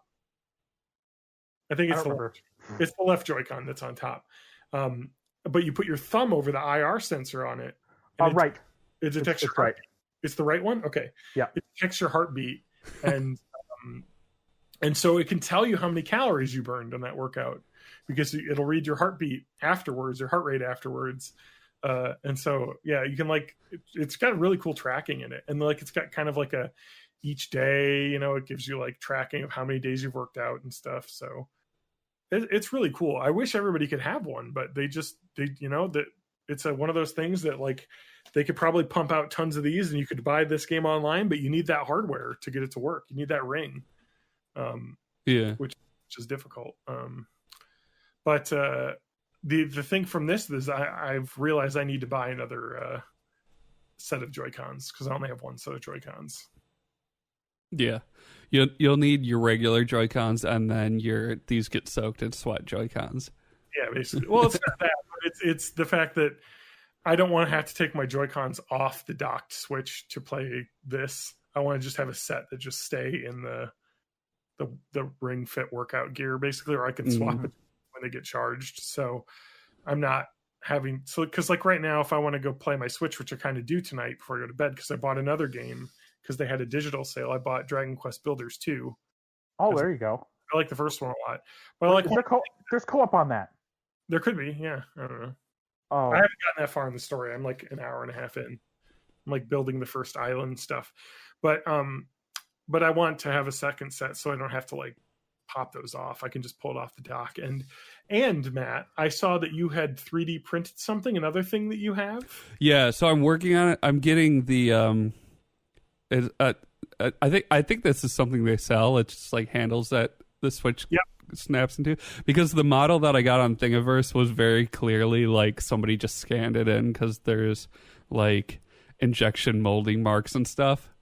But I've been printing for over 3 hours now, and it's about a half an inch high, and it's supposed to take 25 hours total to finish it. So it's paused right now because it's loud as fuck.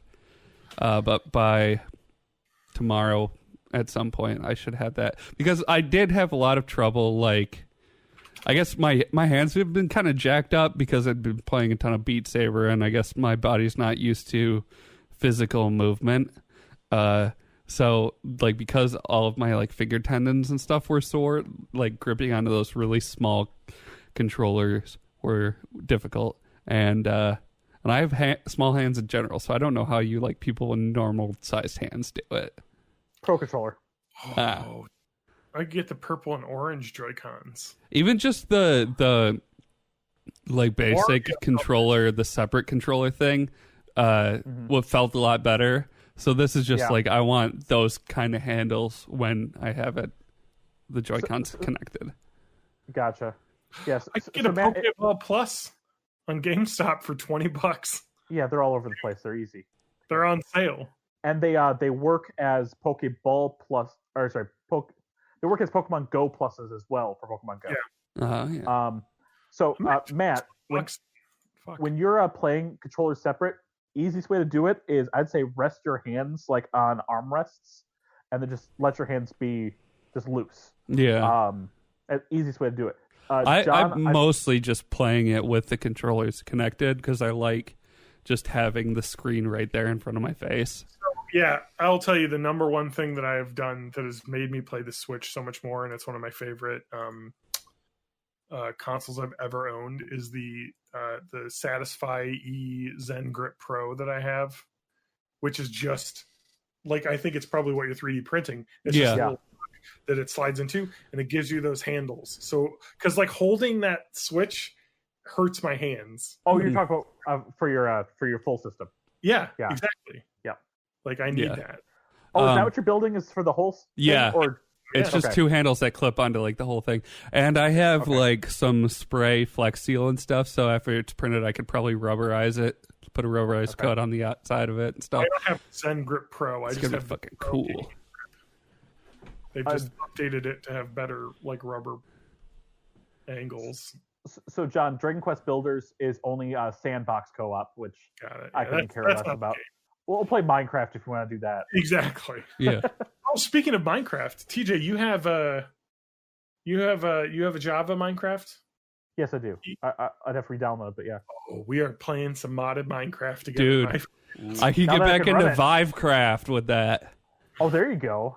Because I've got my old laptop that you played Fantasy Star on online. I could hook that up in this room, start up run a Minecraft server off of it. Oh man, there you go. We can play, and we could stream it and be the most popular people 15 years ago. Your stream quality is very bad right now. Oh, is it? How's it sound? I don't know. I just went on Twitch and it's like 280p.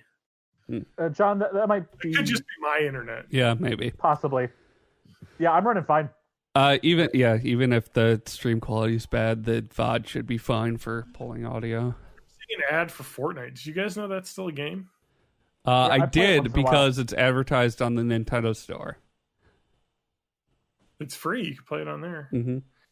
Man, I'm just watching this ad for Fortnite, and I do not recognize this game at all.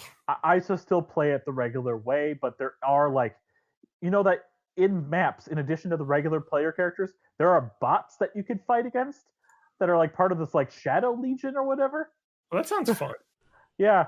Like they have hideouts within the map, and they're different places every time. Huh. Yeah, I want to get. I mean, I'm not going to get into that game. I don't like building and combat together. I barely build, and I still have fun with it. But I feel like you need to build to play competitively. I got second place with barely building. It's fine. Yeah. That being said, it's a lot more fun when you're just dicking around with buddies, and I'd want buddies to play with. So if you ever want to get back into it, I've got it on everything. Except for my Xbox, because I can't link that anymore because I fucked it up.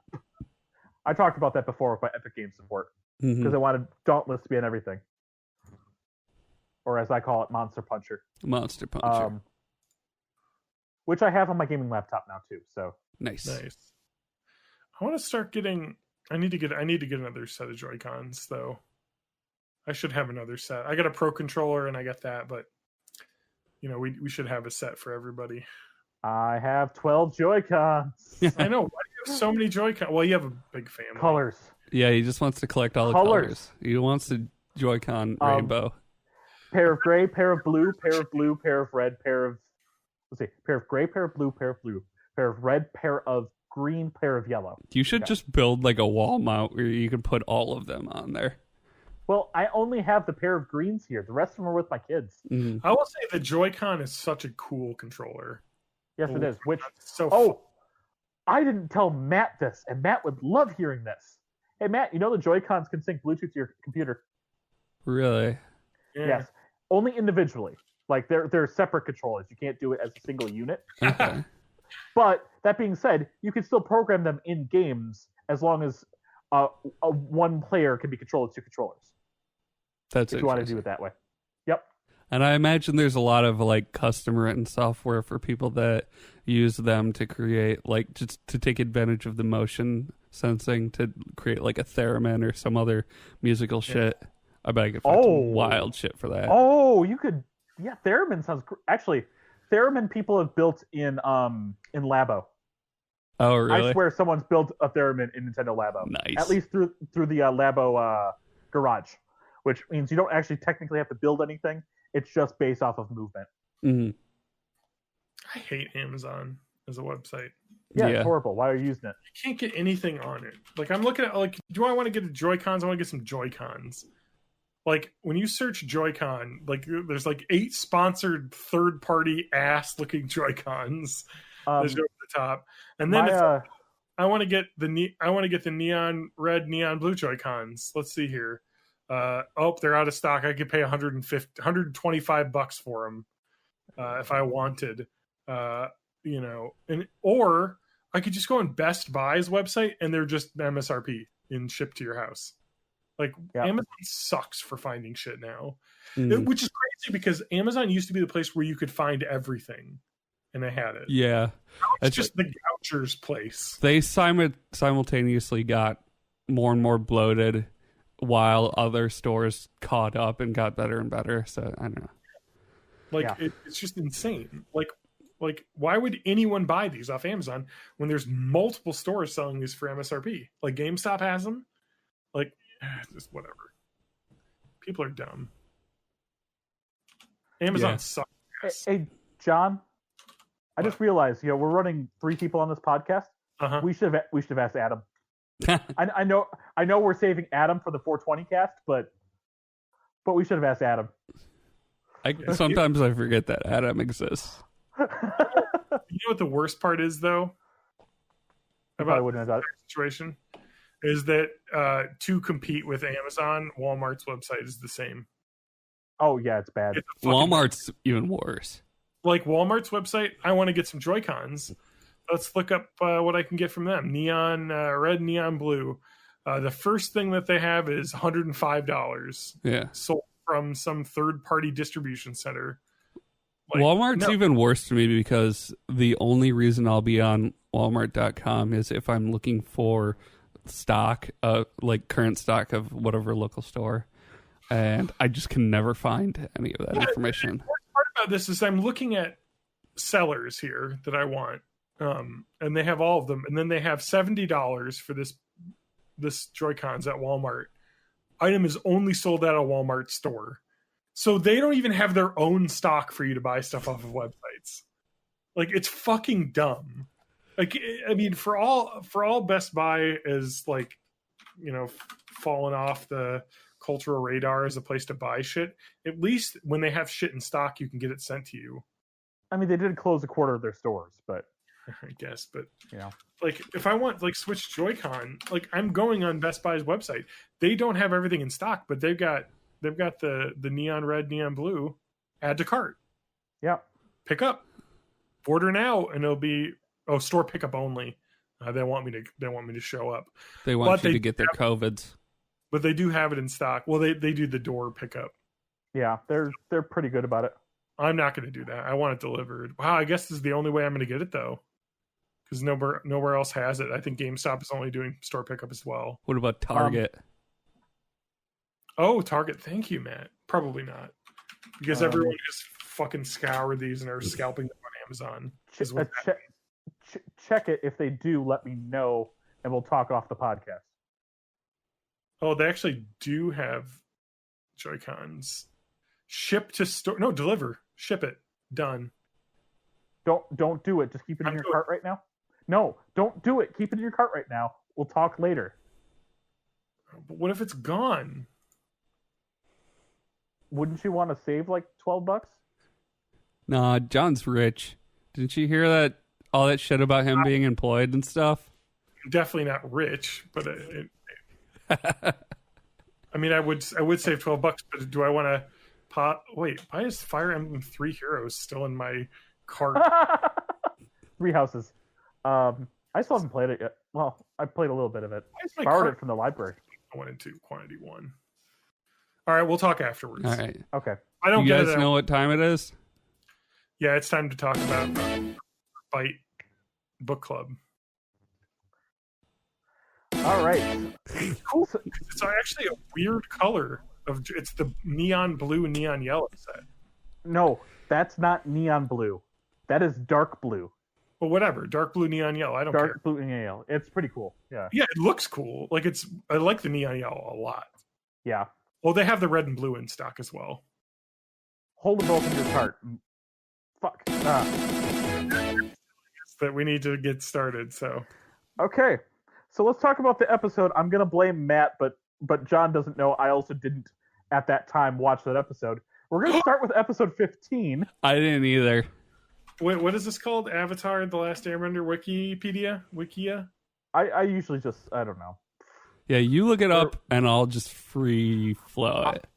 I'm gonna go to the regular Wikipedia because I only want the base article, and then I'll fill in the details because I actually did watch them. All right, And I'm going to go for Avatar: The Last Airbender fantheories.com. Don't do that. Avatar: The Last Airbender rule Nope. 34. Nope. They're all children, TJ. I don't want to spoil anything, but I also want to say that somebody pointed this out to me, and it made me really disappointed. But how did Toph become a cop? Toph, yeah. Toph. How is Toph a cop? Well, That is not in her personality. I have no idea what the fuck any of you are talking about right now. All right, so episode 15, which we wanted you to watch. I gotta write this down on my show notes too, so I remember what episodes, so I can write in the description what episodes we talked about. So this 15 through 20. Yeah, 15 through the end of the season. Yep. Book 1, Water. All right, so this is Bato of the Water Tribe, which I said starred the Dick Bender, the super hot assassin lady that Prince Zuko gets. That is right. Hunter, if you will. That's right. That's why we started going into Jennifer Hale's voiceography. I love her as a voice actress. Yes. She's the best shepherd, femme shep, forever. Yep. Which is why I started Mass Effect, because you were talking about that. Mass Effect Remaster. Let's get that on the Switch. I'll play that fucking shit again. Anyway, moving on. Yes. Yeah, so Ong finds the whale tooth scimitar, which is like, oh shit, there's a water tribe weapon. And then they find an old boat. Yep. And they're like, oh shit, dude, the water tribe was here. And they find a village. And sure enough, this guy named Bato, who used to be with Sokka and Katara's dad, got hurt. And he's been like convalescing basically in this Earth village. Yep. And he's like, oh shit, I can take you to your dad. Like, let's go. And then they play typical sitcom thing where everything would have been solved by just talking for 2 seconds. Yeah. Where they're super excited to talk to a waterbender, so they're really paying attention to him. And Ong is fucking jealous. Yeah. And then Ong fucking pissed me off this episode. It's like, oh, you're not the center of attention for 5 seconds. Get over it, dude. This is the thing, though. You do have to remember, and this is the thing, is he's a 12-year-old kid. Yeah. And that's a thing that the show actually puts on a lot, is like, oh, hey, actually he's a child. So he's going to act like an idiot child sometimes. True. He does for some reason. So he steps out for a second, and one of the first things they say is like, we would love to see Dad, but we've got a mission. We have to take him to the North Pole. So of course, so of course he doesn't get this knowledge, and they don't talk and figure this out later. We're now going to play a comedy of errors for the next 15 minutes. Yeah. So while he's a out, comedy of airbenders. Oh. But there's only one. Well, Sorry, Matt. Not all comedy is perfect. So what's his name?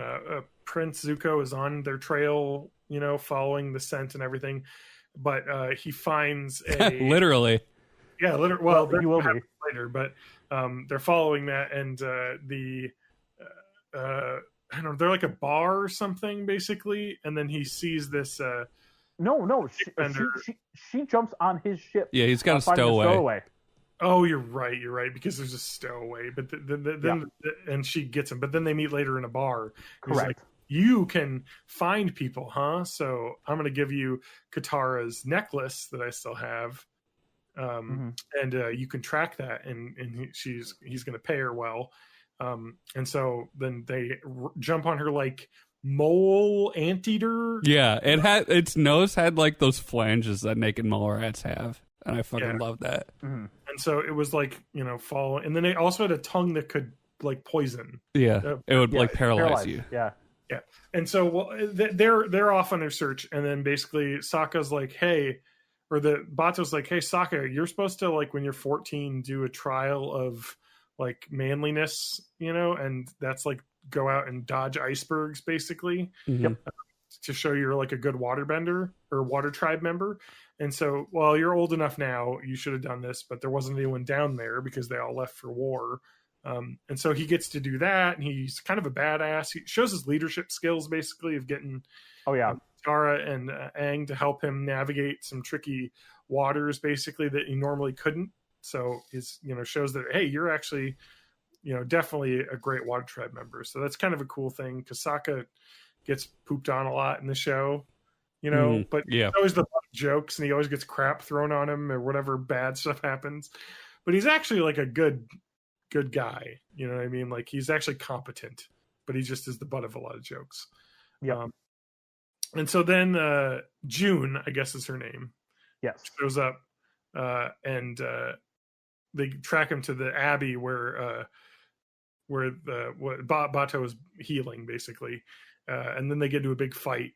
Well, we missed a big part of that, where while Aang was while Aang was kind of like sulking outside, a messenger came by with the map of the water tribe's location. Which he's supposed to give to Bato, and he doesn't want to do it because he thinks, my two companions will leave me too. So he crumples it up and hides it. And after dodging the rock flows instead of the ice flows, because there's no ice where there are right now. He's like, no, you shouldn't trust me. Bato was given out like, sign of the leader, sign of this, whatever, and sign of the trusted for Aang. And Aang's like, you can't trust me. I've had this. And at that point, Sokka and Katara do decide to go with Bato to the water tribe. We're gonna leave the guy who's supposed to save the world because we want to see our dad. And I was just like, that was because they immediately are like, nah, we should go back. And at that point, that's when June shows up with her shit. Oh, they do a cool. We got to get through a bunch of episodes, so there's a bunch of cool combat, and Katara does some cool shit. Comes up with a really cool idea of waterbend perfume to make it so he can't smell. And then Uncle Iroh is horny on main as he lets June fall on top of him, pretending to be paralyzed. Fan favorite and my favorite character, General Iroh. Yes. All right, so let's move on. We got the Deserter is the next episode.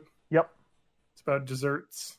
Oh, that's about the Fire Nation guy that's like, I quit because the army like sucks. Oh yeah, because Aang wants to learn how to do fire. This is another one that pissed me off with Aang. Like, and I get like he's a 12-year-old, but come on, you're trying to learn.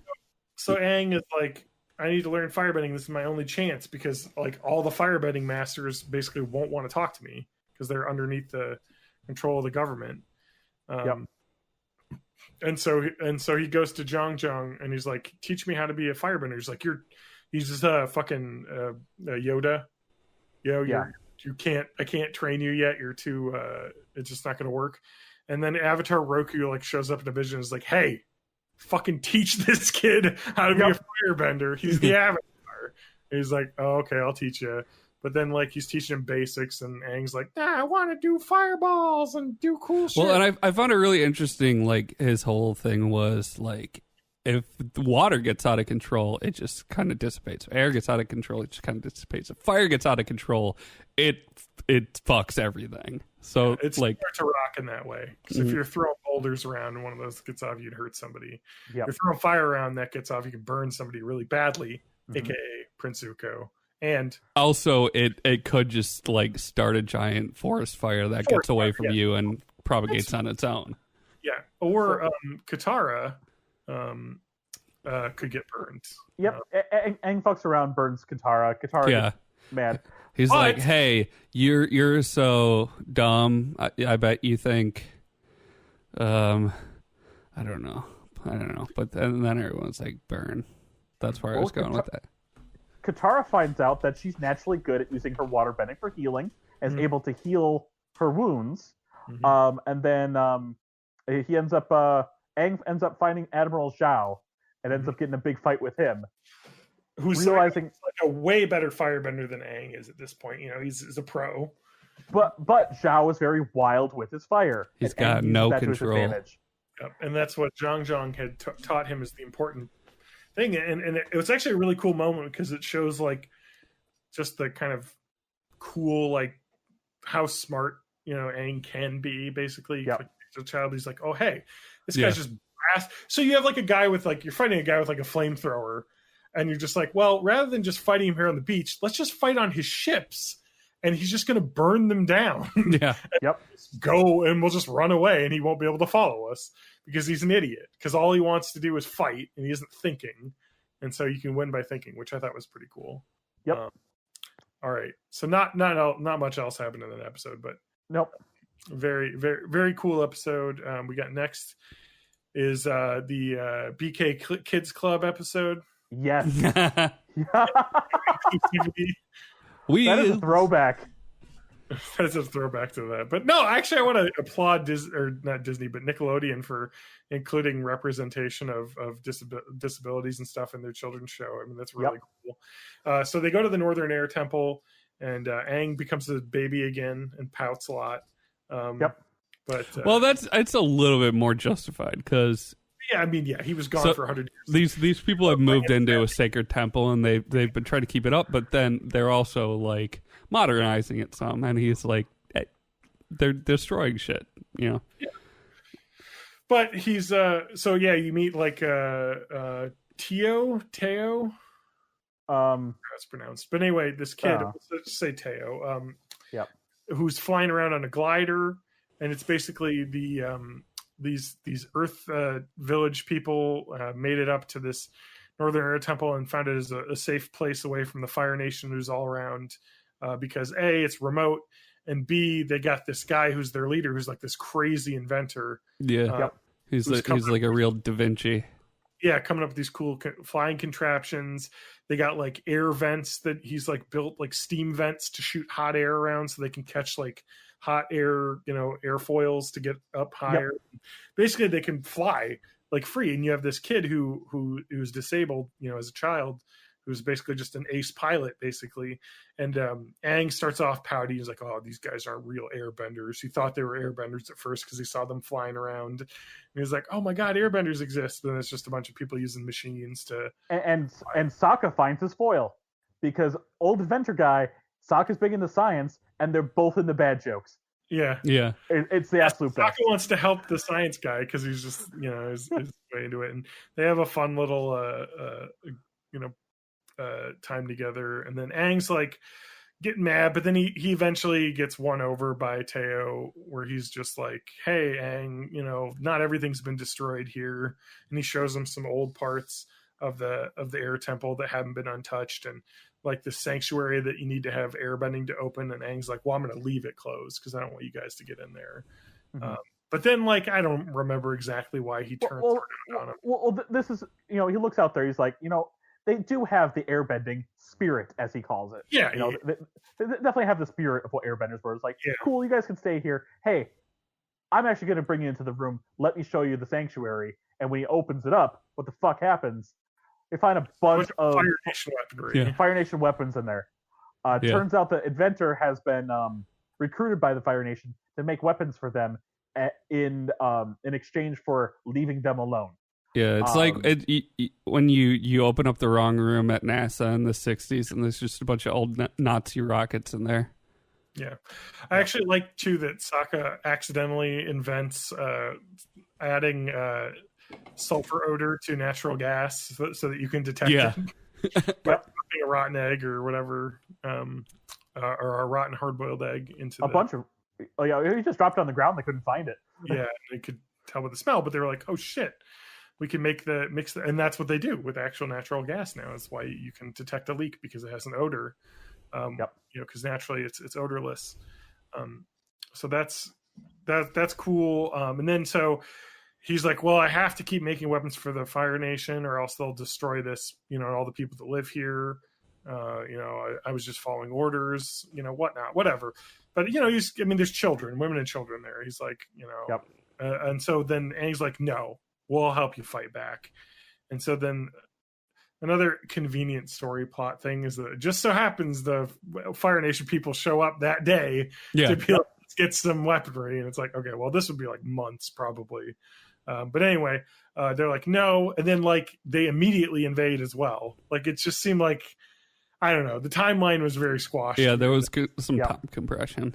Because they have a full army that shows up. They got these fucking fire. You see the Fire Nation tanks, I think, for the first time. Well, actually, that day was supposed to be a day that they were handing off weapons. And then we're like, no, we're not going to work with you anymore. He leaves and then brings the whole army. I know, but it's like 2 days. Yeah. Like move a whole army. Like yeah, exactly. It's a full force. But then you get some really cool shit. There's some like air fighting. They got the air, the kids from, or not the kids, but like all the people from that village that can fly the things are dropping. The BKK Kids Club, yeah, we got it.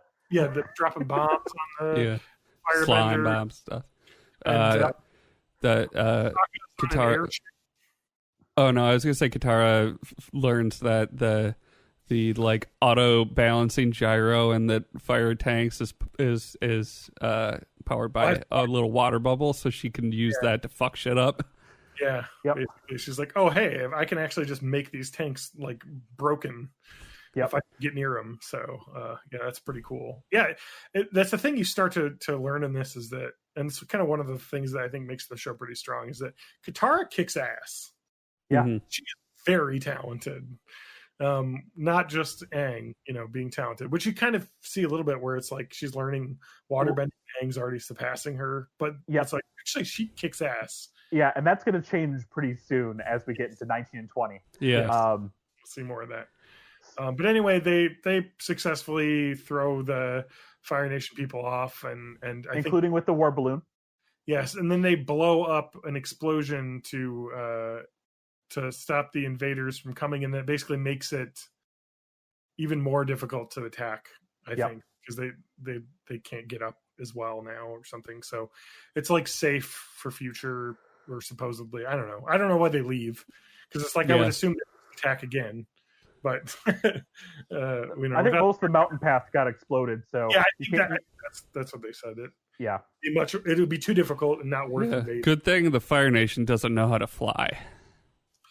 Oh well, the war balloon got blown down, and they happened to find it. So yes, they were like, you know what? It doesn't matter. We don't need to do this anymore. We got this war balloon that we downed, and showed them learning, especially because.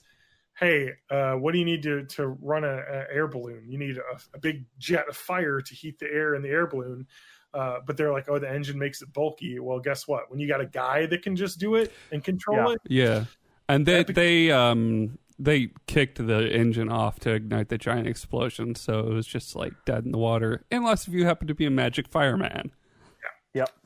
Yeah, that's a little foreboding.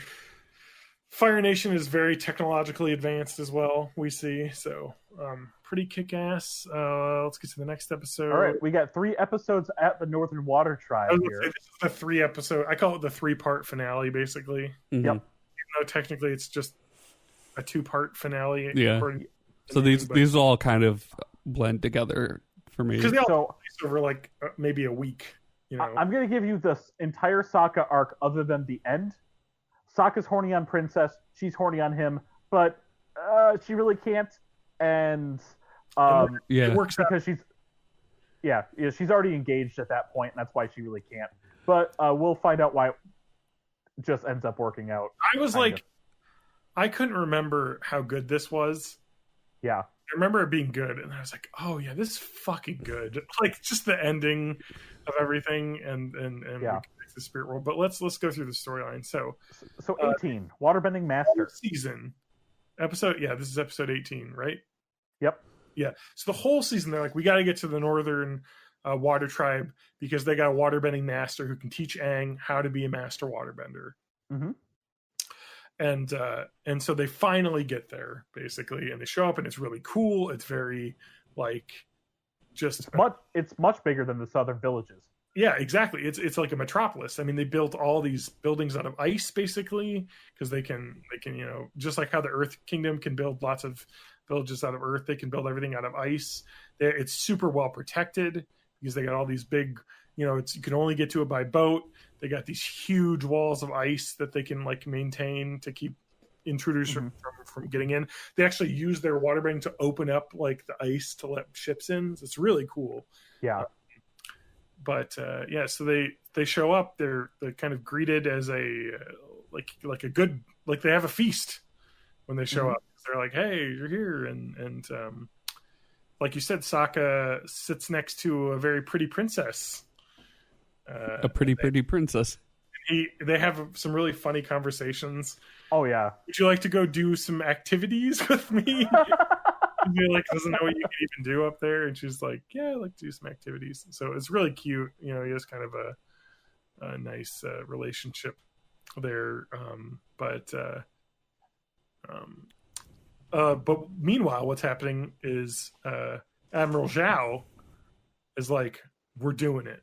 We're attacking the Northern Water Tribe, and we got to get the Navy together, basically." That's right, because then he interrupts music night on Zuko's ship because his uncle Iroh is like playing music with a bunch of bumpkin guys. Yep.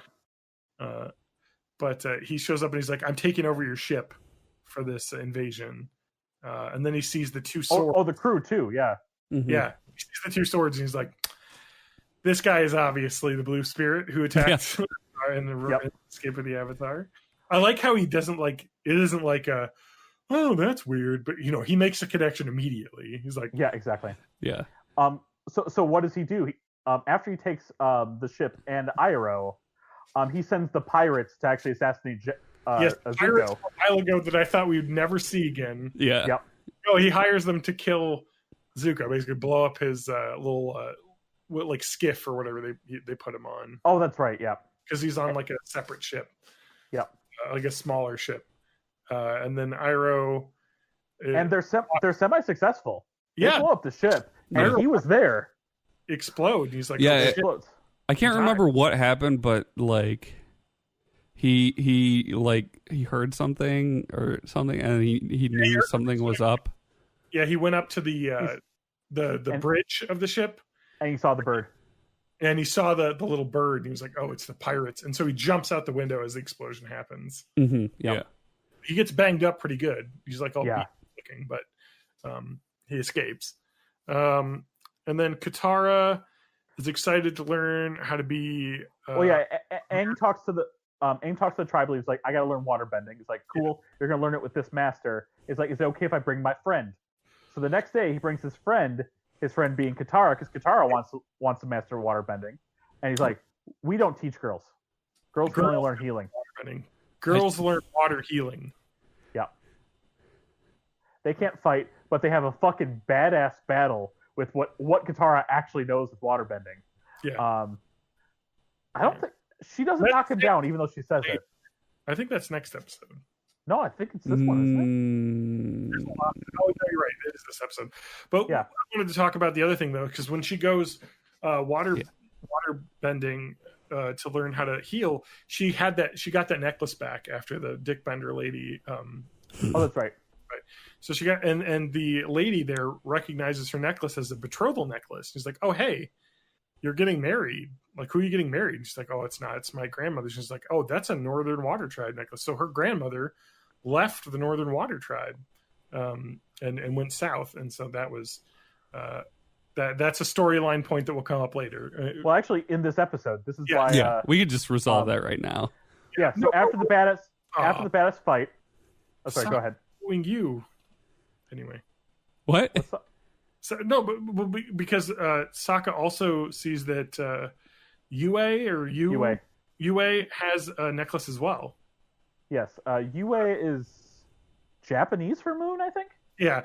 Either way, he wants to like hang out with her, and she's like, "Yeah, kind of," but then she's like, "Oh, I can't meet you," and then, I guess he doesn't know that she's engaged yet at that point. But anyway, that's still. Yeah. But the necklace thing will tie in with that as well. Yeah. So anyway, Aang's like, you know what, Katara, I'll just teach you all the stuff I learn, and then he catches them doing that. That's right. And he's like, you won't be my student because you're teaching a girl how to air, and it's a little bit crazy. Yeah, I also found it like this dude's supposed to like save the world, and you're gonna just not train him because he was teaching a girl. Like, I don't know. Oh yeah, that's why Katara challenges him. And Iroh talks to Zhao about the ship being blown up, and he says he'll join him in the attack as well. So Katara like basically shows up and is like, all right, Paku, let's fucking fight. Like, I want to learn waterbending. Girls can fucking fight. Like, teach me how to waterbend. And so, which I like, is really badass, because she's just like, she knows she's going to lose the fight. And Aang's like, you're going to lose the fight. And she's like, it doesn't matter. Like, I need to show him that I can. She surprisingly holds her own longer than she should against the master. It feels like he's holding back, going full speed on her, because he's like, well, I want to see what she can actually do. Yeah, and there's also that moment where he's like, at the beginning of the fight, he's got like a wall of water around them so nobody can hear him, and he goes, I won't hurt you. So he's like, he's not trying to kill her. No, he just wants to soundly beat the crap out of her and leave. But she actually puts up a great fight. But during the combat, he sees the necklace, which fell off during the fight. Yes. And then he's like, this is my necklace. This is the necklace I gave to my girlfriend who I was going to marry. Well, I actually like the back and forth. He's like, this is my necklace. Like, no, that is my necklace. No, I made this And necklace. then they had to get married. Yeah. And that's how it ends. This old man marries a 16-year-old girl. Yeah. Well, it's a different time. Yeah, it was the way it was back then in the world of Avatar. except for, isn't she 14? I think or she's 13. I have like no 13 idea. Or 14. Sokka's 16. I think they're the same age. Aren't they twins? They're not twins. No. Oh, she's 14 then. Yeah. Never mind. Sokka's 16, so he's 2 years older. Yeah. And then basically the episode ends with with Aang like looking out and sees like a giant, or no, he doesn't see that, but anyway, you see the giant fleet is like, all right, we're headed out. But he finally lets Katara train with them. Yeah, he's like, okay. Yes. He's like, okay, you're right. Maybe that's why I made this woman leave, because I'm a dick.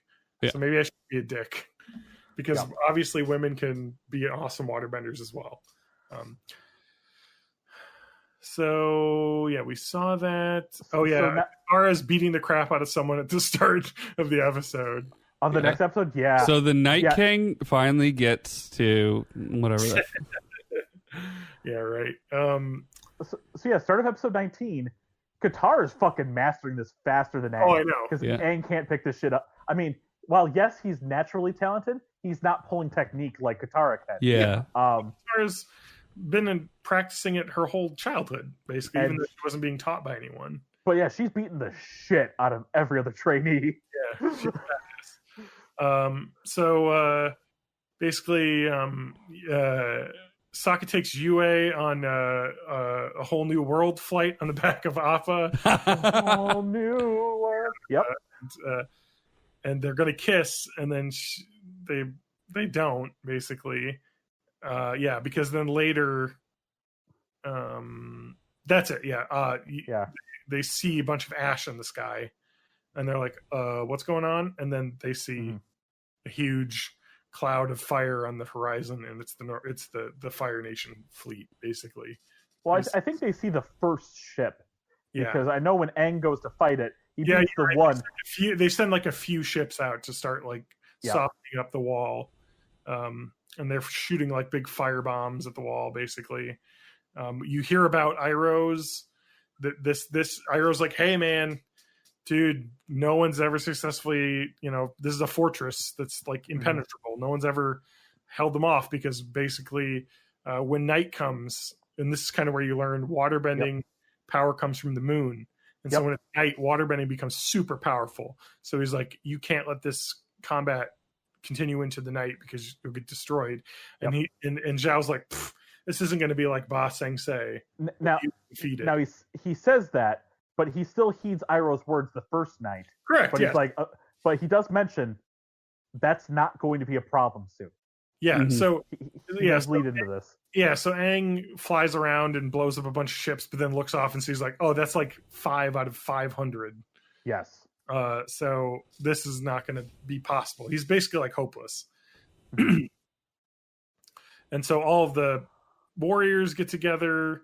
And I think Yue tells him that he's cannot be seeing each other because she's engaged. Yes. And he's like, what? And then Sokka's like, all right, I'm gonna join the force, and be a soldier. And Sokka does that. What else happens? Oh yeah, the person that Yue is engaged with is the commander of the small troop. Yeah. And a bunch of things happen where Sokka knows the true information about the Fire Nation, and they're operating under from very old, like 85-year-old information. Yeah, because they like give him uniforms, and like you can infiltrate the ships, and he's like, those are. And he's like, we just saw these dudes like last week. Let me tell you what's really up. Yeah. This is how they're gonna work. And so basically, Sokka gets kicked off the team because he basically gets into a dick fight with the other guy over UA. And the chief's like, well, I really kicked you off because I got a special project for you. Yes. You have to protect UA. You have to bone my daughter. You got to go drum my daughter in the bone zone. Yep. And let's see here. Zhao tells him to stop fighting because it becomes night. Yep. Stop. And then Aang's like, we need something to help us. And who mentions about the spirits, about being able to contact the princess? No, it's not. It's Yue. Well, she mentions the spiritual location. I don't know who brings up like the spirit world stuff. Yeah, I'm trying to read where Aang. It doesn't really matter where he gets the idea, but yeah. So basically, because Sokka is with Yue and hangs out around them, and Yue is like, hey, actually, the waterbenders get their power from the moon, which makes sense because the moon controls the tides. Mm-hmm. Yep. And so they help with the push and pull of the ocean, and then here it goes. Hit with a sudden burst of inspiration, Aang realizes that the spirits might be able to help him save the water tribe. Mm-hmm. He's like, oh, the spirits, the water spirit. Oh, and then he's like, how do I get to the water spirit? Like, and Yue's like, oh, actually, there's a spirit oasis, which is like a beautiful garden with like grass and everything. It's very different than the ice that's surrounding it. It's warm, they even say. It's got water, and there's 2 fish swimming in it. Yep. Like koi fish, basically swimming in this water. One black, one white, all always chasing each other. Very yin. Yeah. Yes. Don't they even have like the spots? Yeah. At the top of the heads. Yeah. So then Aang does his spirit meditation, which we saw before in that panda forest, where he basically is going to go in a trance and go into the spirit world. Yep. Meanwhile, Zuko has secreted himself onto a ship. Oh, no, yeah, and he talked to Iroh as well, who knew found that he wasn't dead. Yep. And Iroh's like, I'll help you sneak onto this ship.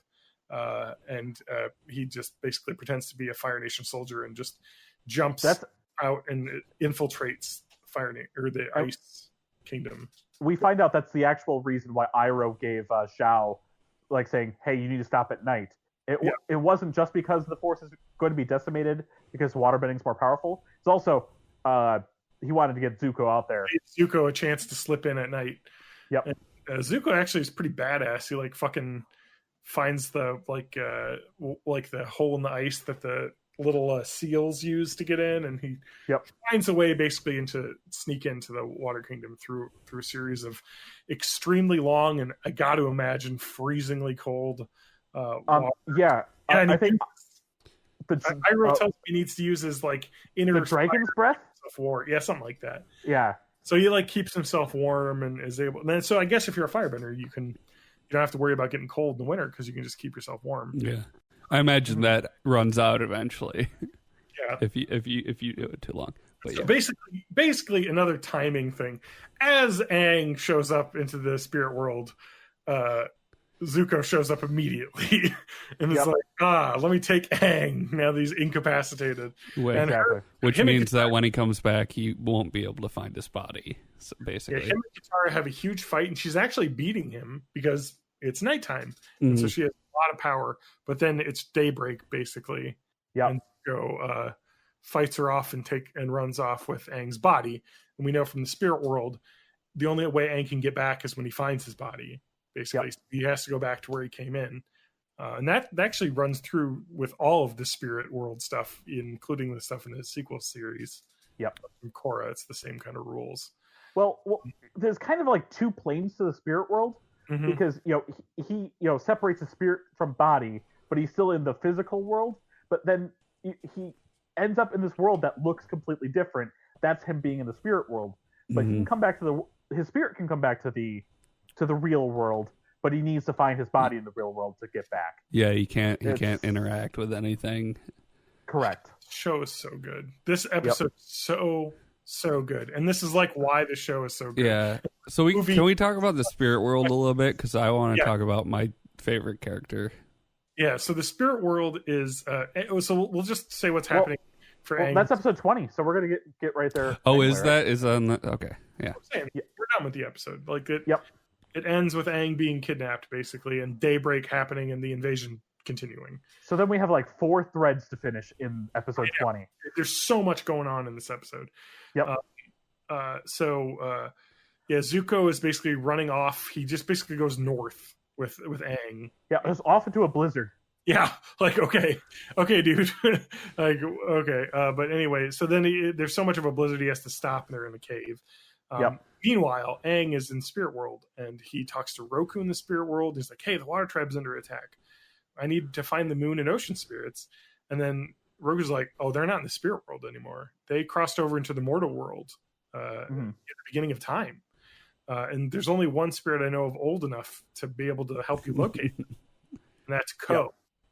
And Ko is dangerous, volatile. He's the one that steals faces. He's the face stealer.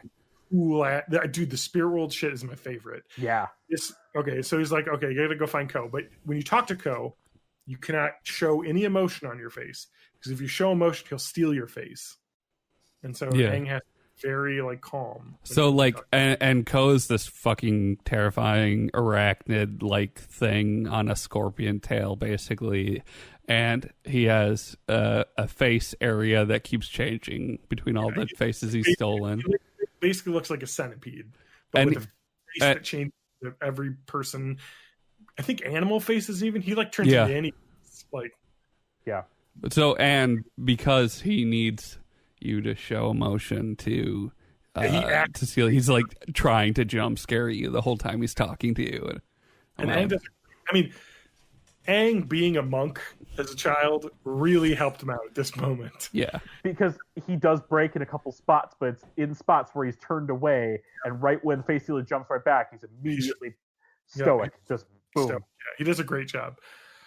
And Ko basically tells him, they are... I'm trying to skip ahead because it kind of skips around.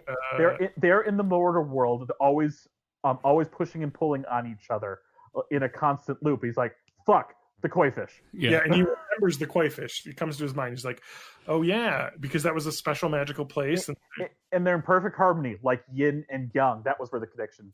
Meanwhile, we've learned that Zhou knows that the spirits are in the physical world, and that means that they can be killed. Correct. Yes. So Zhou learned. This is a big deal, by the way. Yeah. Zhou has learned that reading some text or something that every basically bending connection to the spirit world is a mortal spirit, basically. Mm-hmm. And if you find them, you can basically ruin water bending. and it won't happen anymore if the spirit world connection to the mortal world is severed. So is like, I know what it is. It's a fucking fish. I'm gonna catch where it is. I'm gonna fucking kill it. And so that's like, it doesn't matter. And that's why when he told Iroh, it doesn't matter if it becomes night, because they're not going to be able to bend at all when I'm done. And I like that the show does a really good job of just getting to it right away. Like, it just gets there basically to the Oasis, because even the Oasis, Iroh gets there in the Oasis too. And Iroh's like, fuck no, don't do this. Yeah, like, dude, no, we all need this balance. This is gonna fuck up a lot of shit. You'll ruin everything if you do this. Like, yeah, you'll win the battle, but you'll ruin the world, basically. And Zhao's like, I know you're scared of spirits, but this is how we win. Iroh's, he actually mentions, I know you're scared of spirits ever since you took a trip to the spirit world, I believe.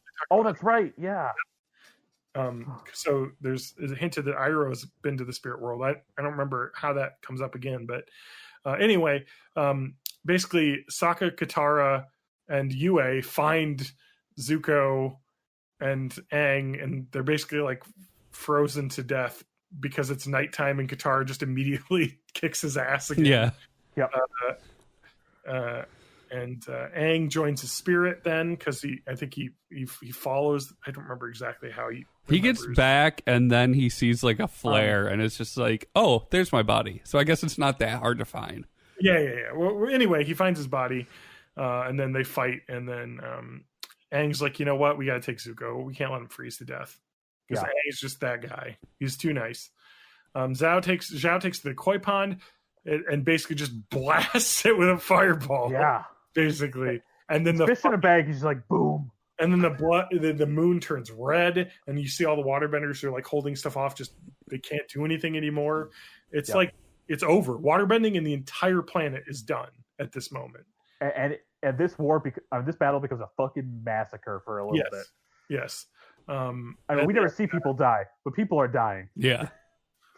It's a lot of off-screen deaths. So after this happens, I mean, because Zhao killed it still in the Oasis. Yeah. Right? Because he just threw the dead fish back in the water. Mm-hmm. And this is where we find out that when Yue was young, she was very sickly when she was born, and the moon spirit gave a piece of its life to her. Yep, so she could live. And even though Sokka tries to tell her not to, she's like, well, I need to repay this, this generosity back. I need to give my life back to the moon spirit. Well, in this case, because you're talking about a mortal giving their life to a spirit, it's not just gonna be part of it. Mm-hmm. She's fucking giving herself up. She's gonna die to give her life to the moon spirit, or become the moon spirit specifically. Sokka doesn't want it to happen because A, he's fucking nuts for her. And B, he wants to go to the bone zone. Well, he's also promised her father that nothing bad would happen to her. Aang isn't even part of this, because once he finds out, he kind of goes crazy and goes into the Avatar state and says it's not over, and he merges with the still alive Ocean Spirit. Yeah.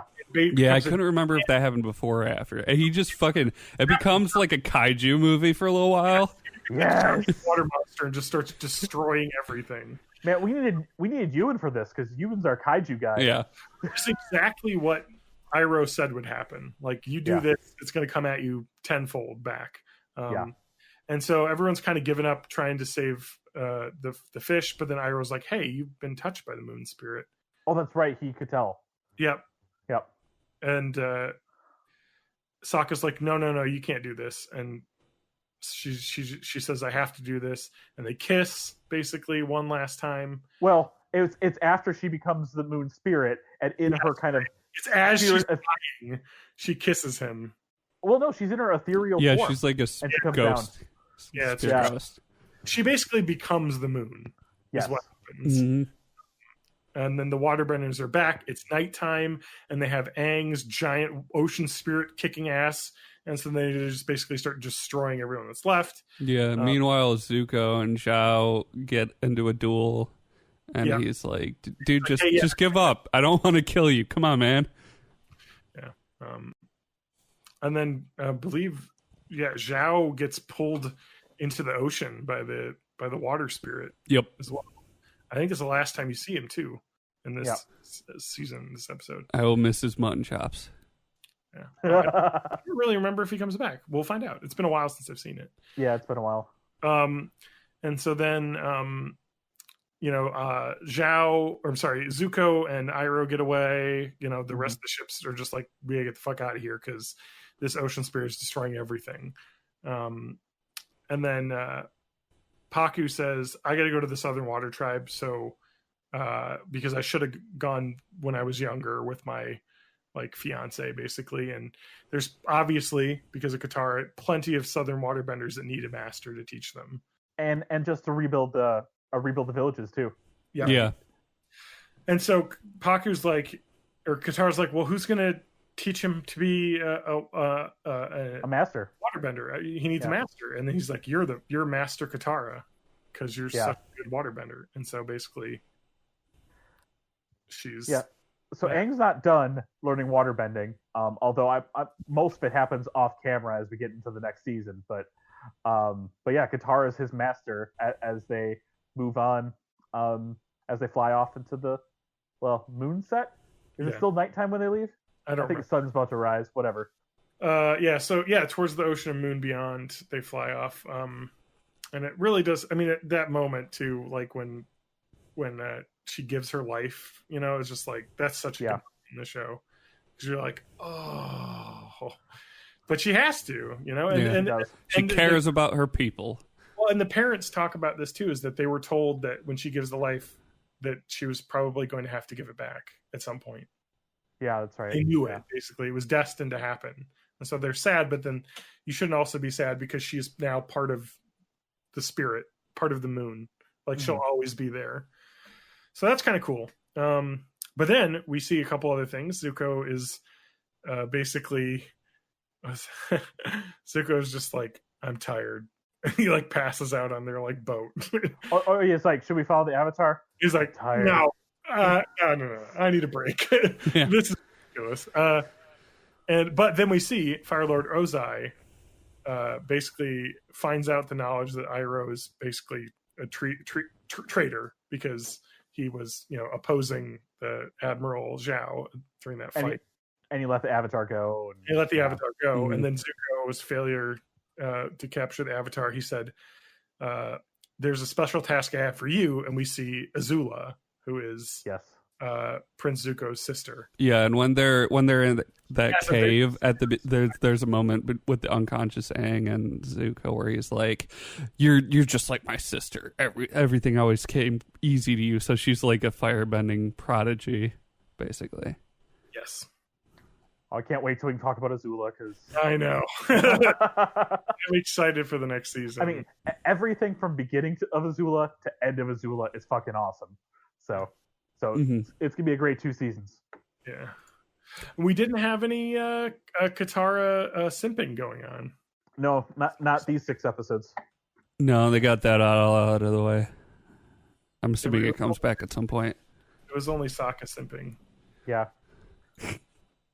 All right, so next season's Earth, right? Yeah, Book 2, Earth. We're going to start episodes 1 through 5 next week. 1 through 5. First episode is Cave of Two Lovers. Ooh, that's what I call my butthole.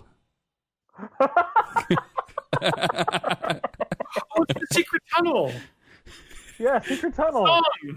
Secret tunnel. Oh man, I'm looking forward. And we get to go back to some places they've been in the previous season. And then I can't wait till we see it's only partially spoiler. I can't wait till we have a peasant Zuko just kind of living his cool life. Yeah, we got one of my favorite characters is introduced in this season. And we've got the first season was water. This season is Earth and deals very much mainly with the Earth Kingdom, including what's that the propaganda lady saying? The Bossing always been safe.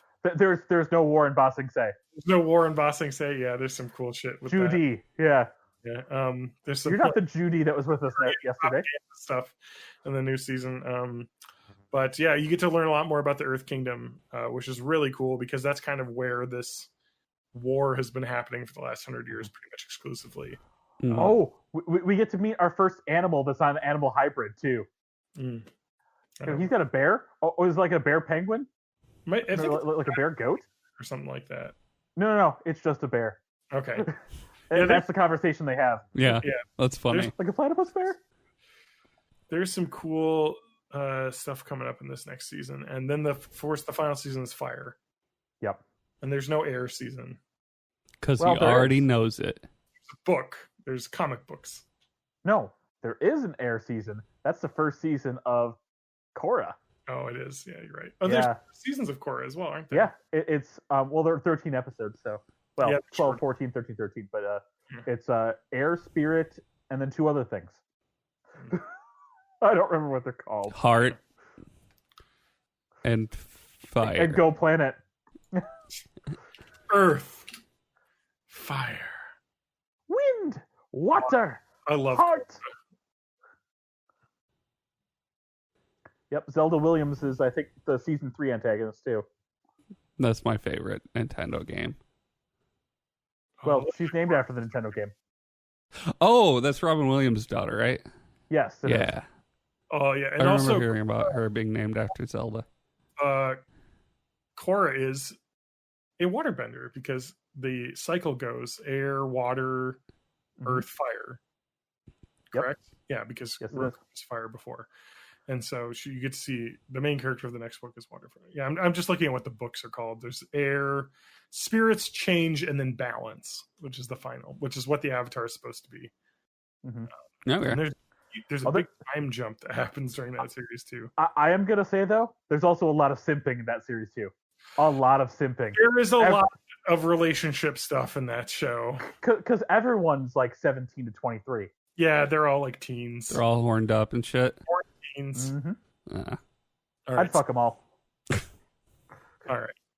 I don't know. I think Korra might be only 17, but not in the last season though, because there's like there's a time jump. So isn't it like 3 years? It's a huge time jump. Yeah.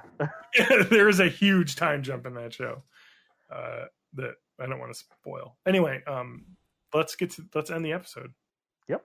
It's been 2 hours 43 minutes according to yeah. So awesome. It's been quite a bit, but I'm glad we got through. We should have done the Avatar stuff earlier because we talked about that for like an hour. No, yeah, I don't know. It's good to do it at the end of the episode, though. So if anybody doesn't want to watch, they can skip it. Exactly. That's my thought. Because if you're not into Avatar, you can just skip it. And that's why I always have all the intro shit before we start the episode after the credits. So if you don't want to hear us fucking around, you don't have to. That's the best part of the episode, though. It is. You can listen to it. But John_Danger on Twitter.com. You can find me. TJ's going to stream more now. Yes, and I have been. Yesterday I was up for an hour doing the worst Kingdom Hearts on the worst system it's on. Rechain of Memories on an Xbox. Nice. But that's twitch.tv/May. I hate begging, but I could really use some subs and cheers because this car stuff is going to fuck me over. Yeah. I gave you stuff. Yeah, I appreciate it. I saw it. Yeah. But I'm also at mayhavemade84 on Twitter. But find us on the Discord. That's where you can talk to us. And that's YOLO420.com, number 420, /born in the 80s, spell out the 80s. You can find me at Matt Haig Music everywhere, MATTHAAG Music, or HemsworthFeet.world. That's true. BornInThe80s.net is the website where the podcast is at. We have links to the Discord on there. I actually recently redid the entire website design. So nice. I should take a peek. 2020. It looks a lot more better on mobile. But there's links to the Discord on every page on there. So. Are there more gifs of dancing babies? Actually, I wonder if the Discord link still works. Because don't they expire? Sometimes. If we have an eternal link, I hope we're using that. Yeah. I'll show you later. Bye-bye, everybody. Bye. Yeah. Now we're like, oh shit, let's check this out.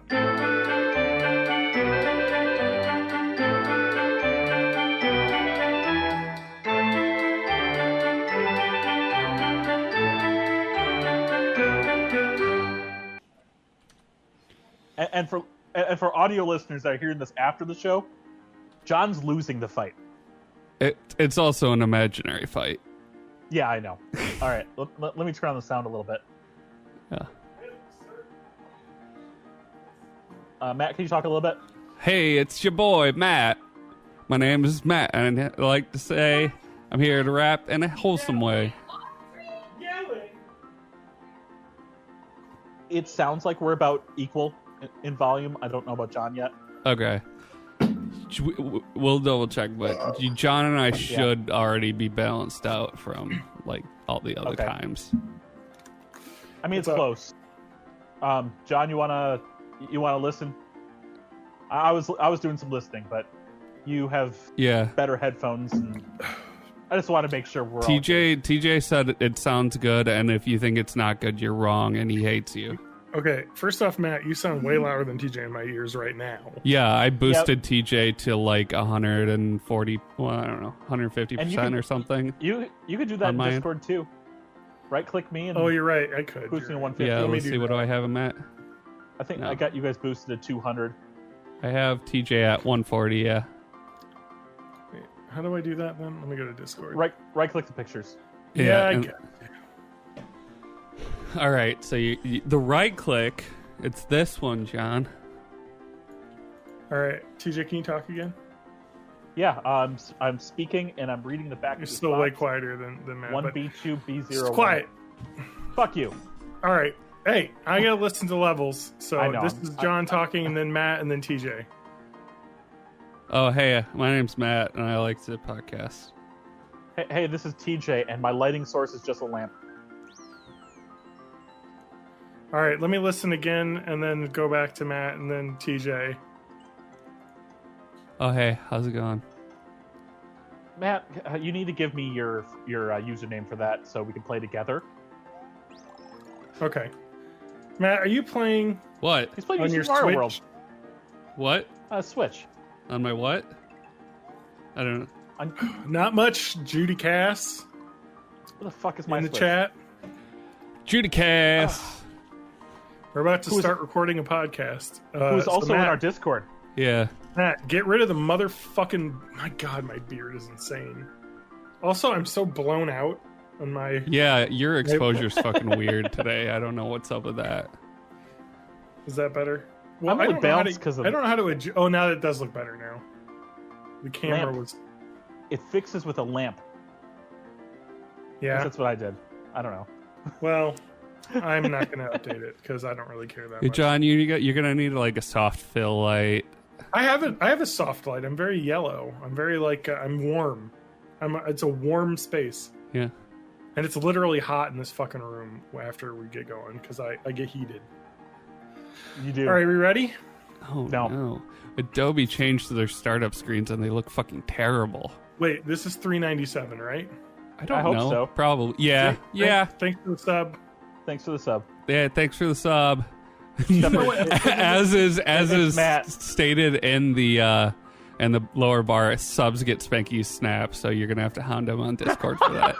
Yeah, talk to Spanky, works on Discord. He'll send you a Snapchat. His OnlyFans account. All right, let's get started. Yikes! Yeah, I'd also say. Yeah. Yikes. All right, are we ready? Yeah. Yeah, let's do this.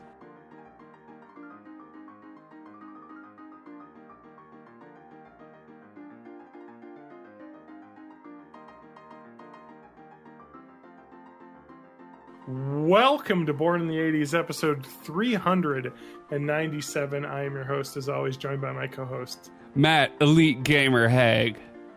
TJ, just sitting here, May. Our host didn't say his name, and we're missing another co-host for some reason. But I got the number of the episode. Yeah. For once. John_Danger. This is my name. God damn it. All right, let's restart. John just assumes everybody knows his name. All right, let's... TJ, why don't you... knows your name. TJ, you're hosting this week, so start us off. What's the episode number? 397. Jesus Christ. This is already off the rails.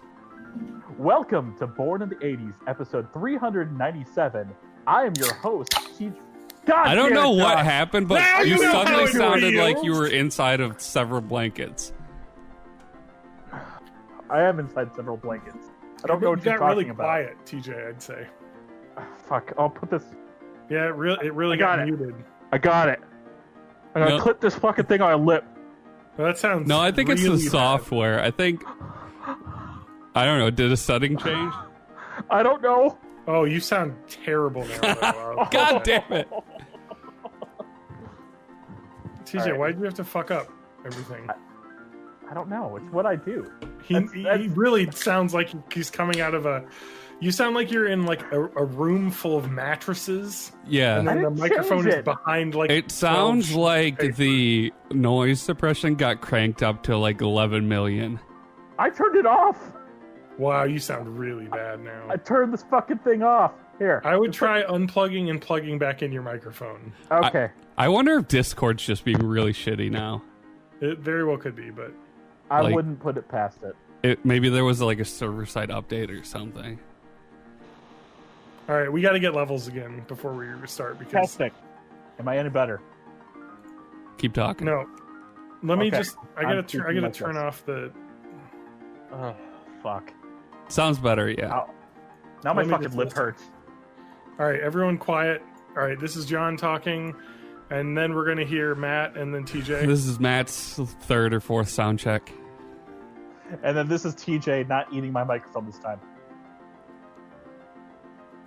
Okay, that does sound way better. Although I'm getting a lot of background noise, From me. like a soft fuzz. Since I'm not hearing it, it's from Is me. it my air conditioner? No, I'm not hearing it, so it's No, definitely it could be from me. TJ's fan. TJ, It's you could- off. TJ, you're OnlyFans. TJ, turn your fan off. My only fan Wait, is is, off. is it my fan? Okay, hold on. I'm gonna mute myself and tell me if it goes away.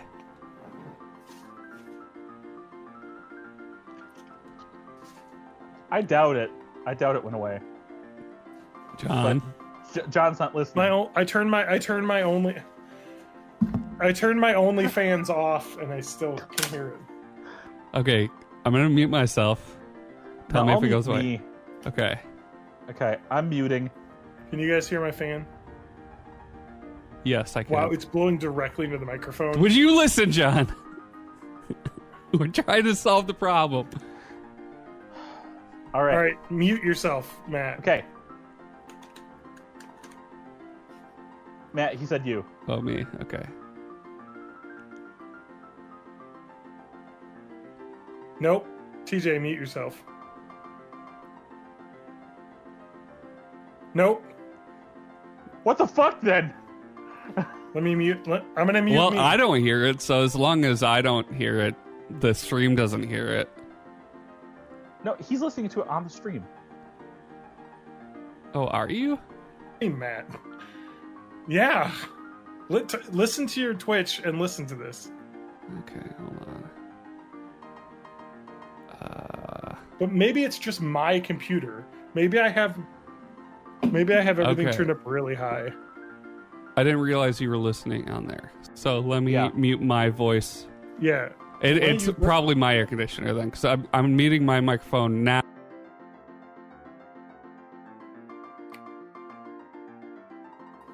Hello? Yep. Yeah, it is 100% your air conditioner. Okay, I'll go shut it off. It's not that bad in here right now. You don't have to turn it off. No, don't turn it off. Oh. We can manage. Oh.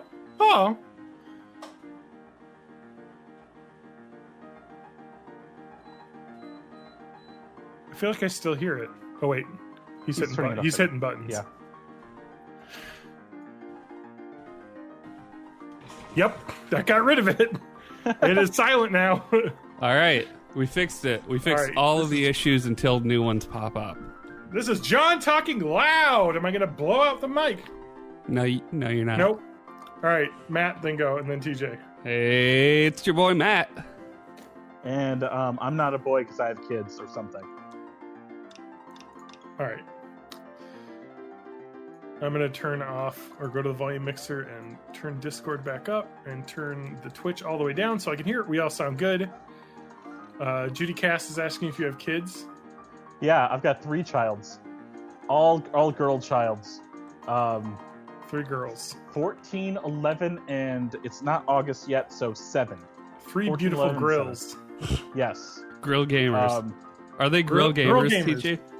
Grill gamers. They are grill gamers. Yeah. Most snap. One's I don't know brands of grill. Otherwise, I would continue this joke. Weber. Weber. Okay. Charbroil. Charmander. Charmander. Charmander. Let's start. Stop playing Mario, man. I'm not. I clearly hear it. Matt, I need your friend code so we can play together. And yes, that can play together online. Yeah, I need your friend code as well. Okay. Yep. Well, I'll have to figure out where. I'm assuming that's in the Switch Online thing or something. I'll show you later. It's in your user settings up top. I already had a Nintendo account, apparently, from 3DS. No, I never had one of those, like, but I had Nintendo. some of the iOS Nintendo games, Yeah. so maybe I made that's one right. for that. Fire Emblem Heroes. Let's get started, boys. Yeah. Let's get started. Bake them away, toys. All right.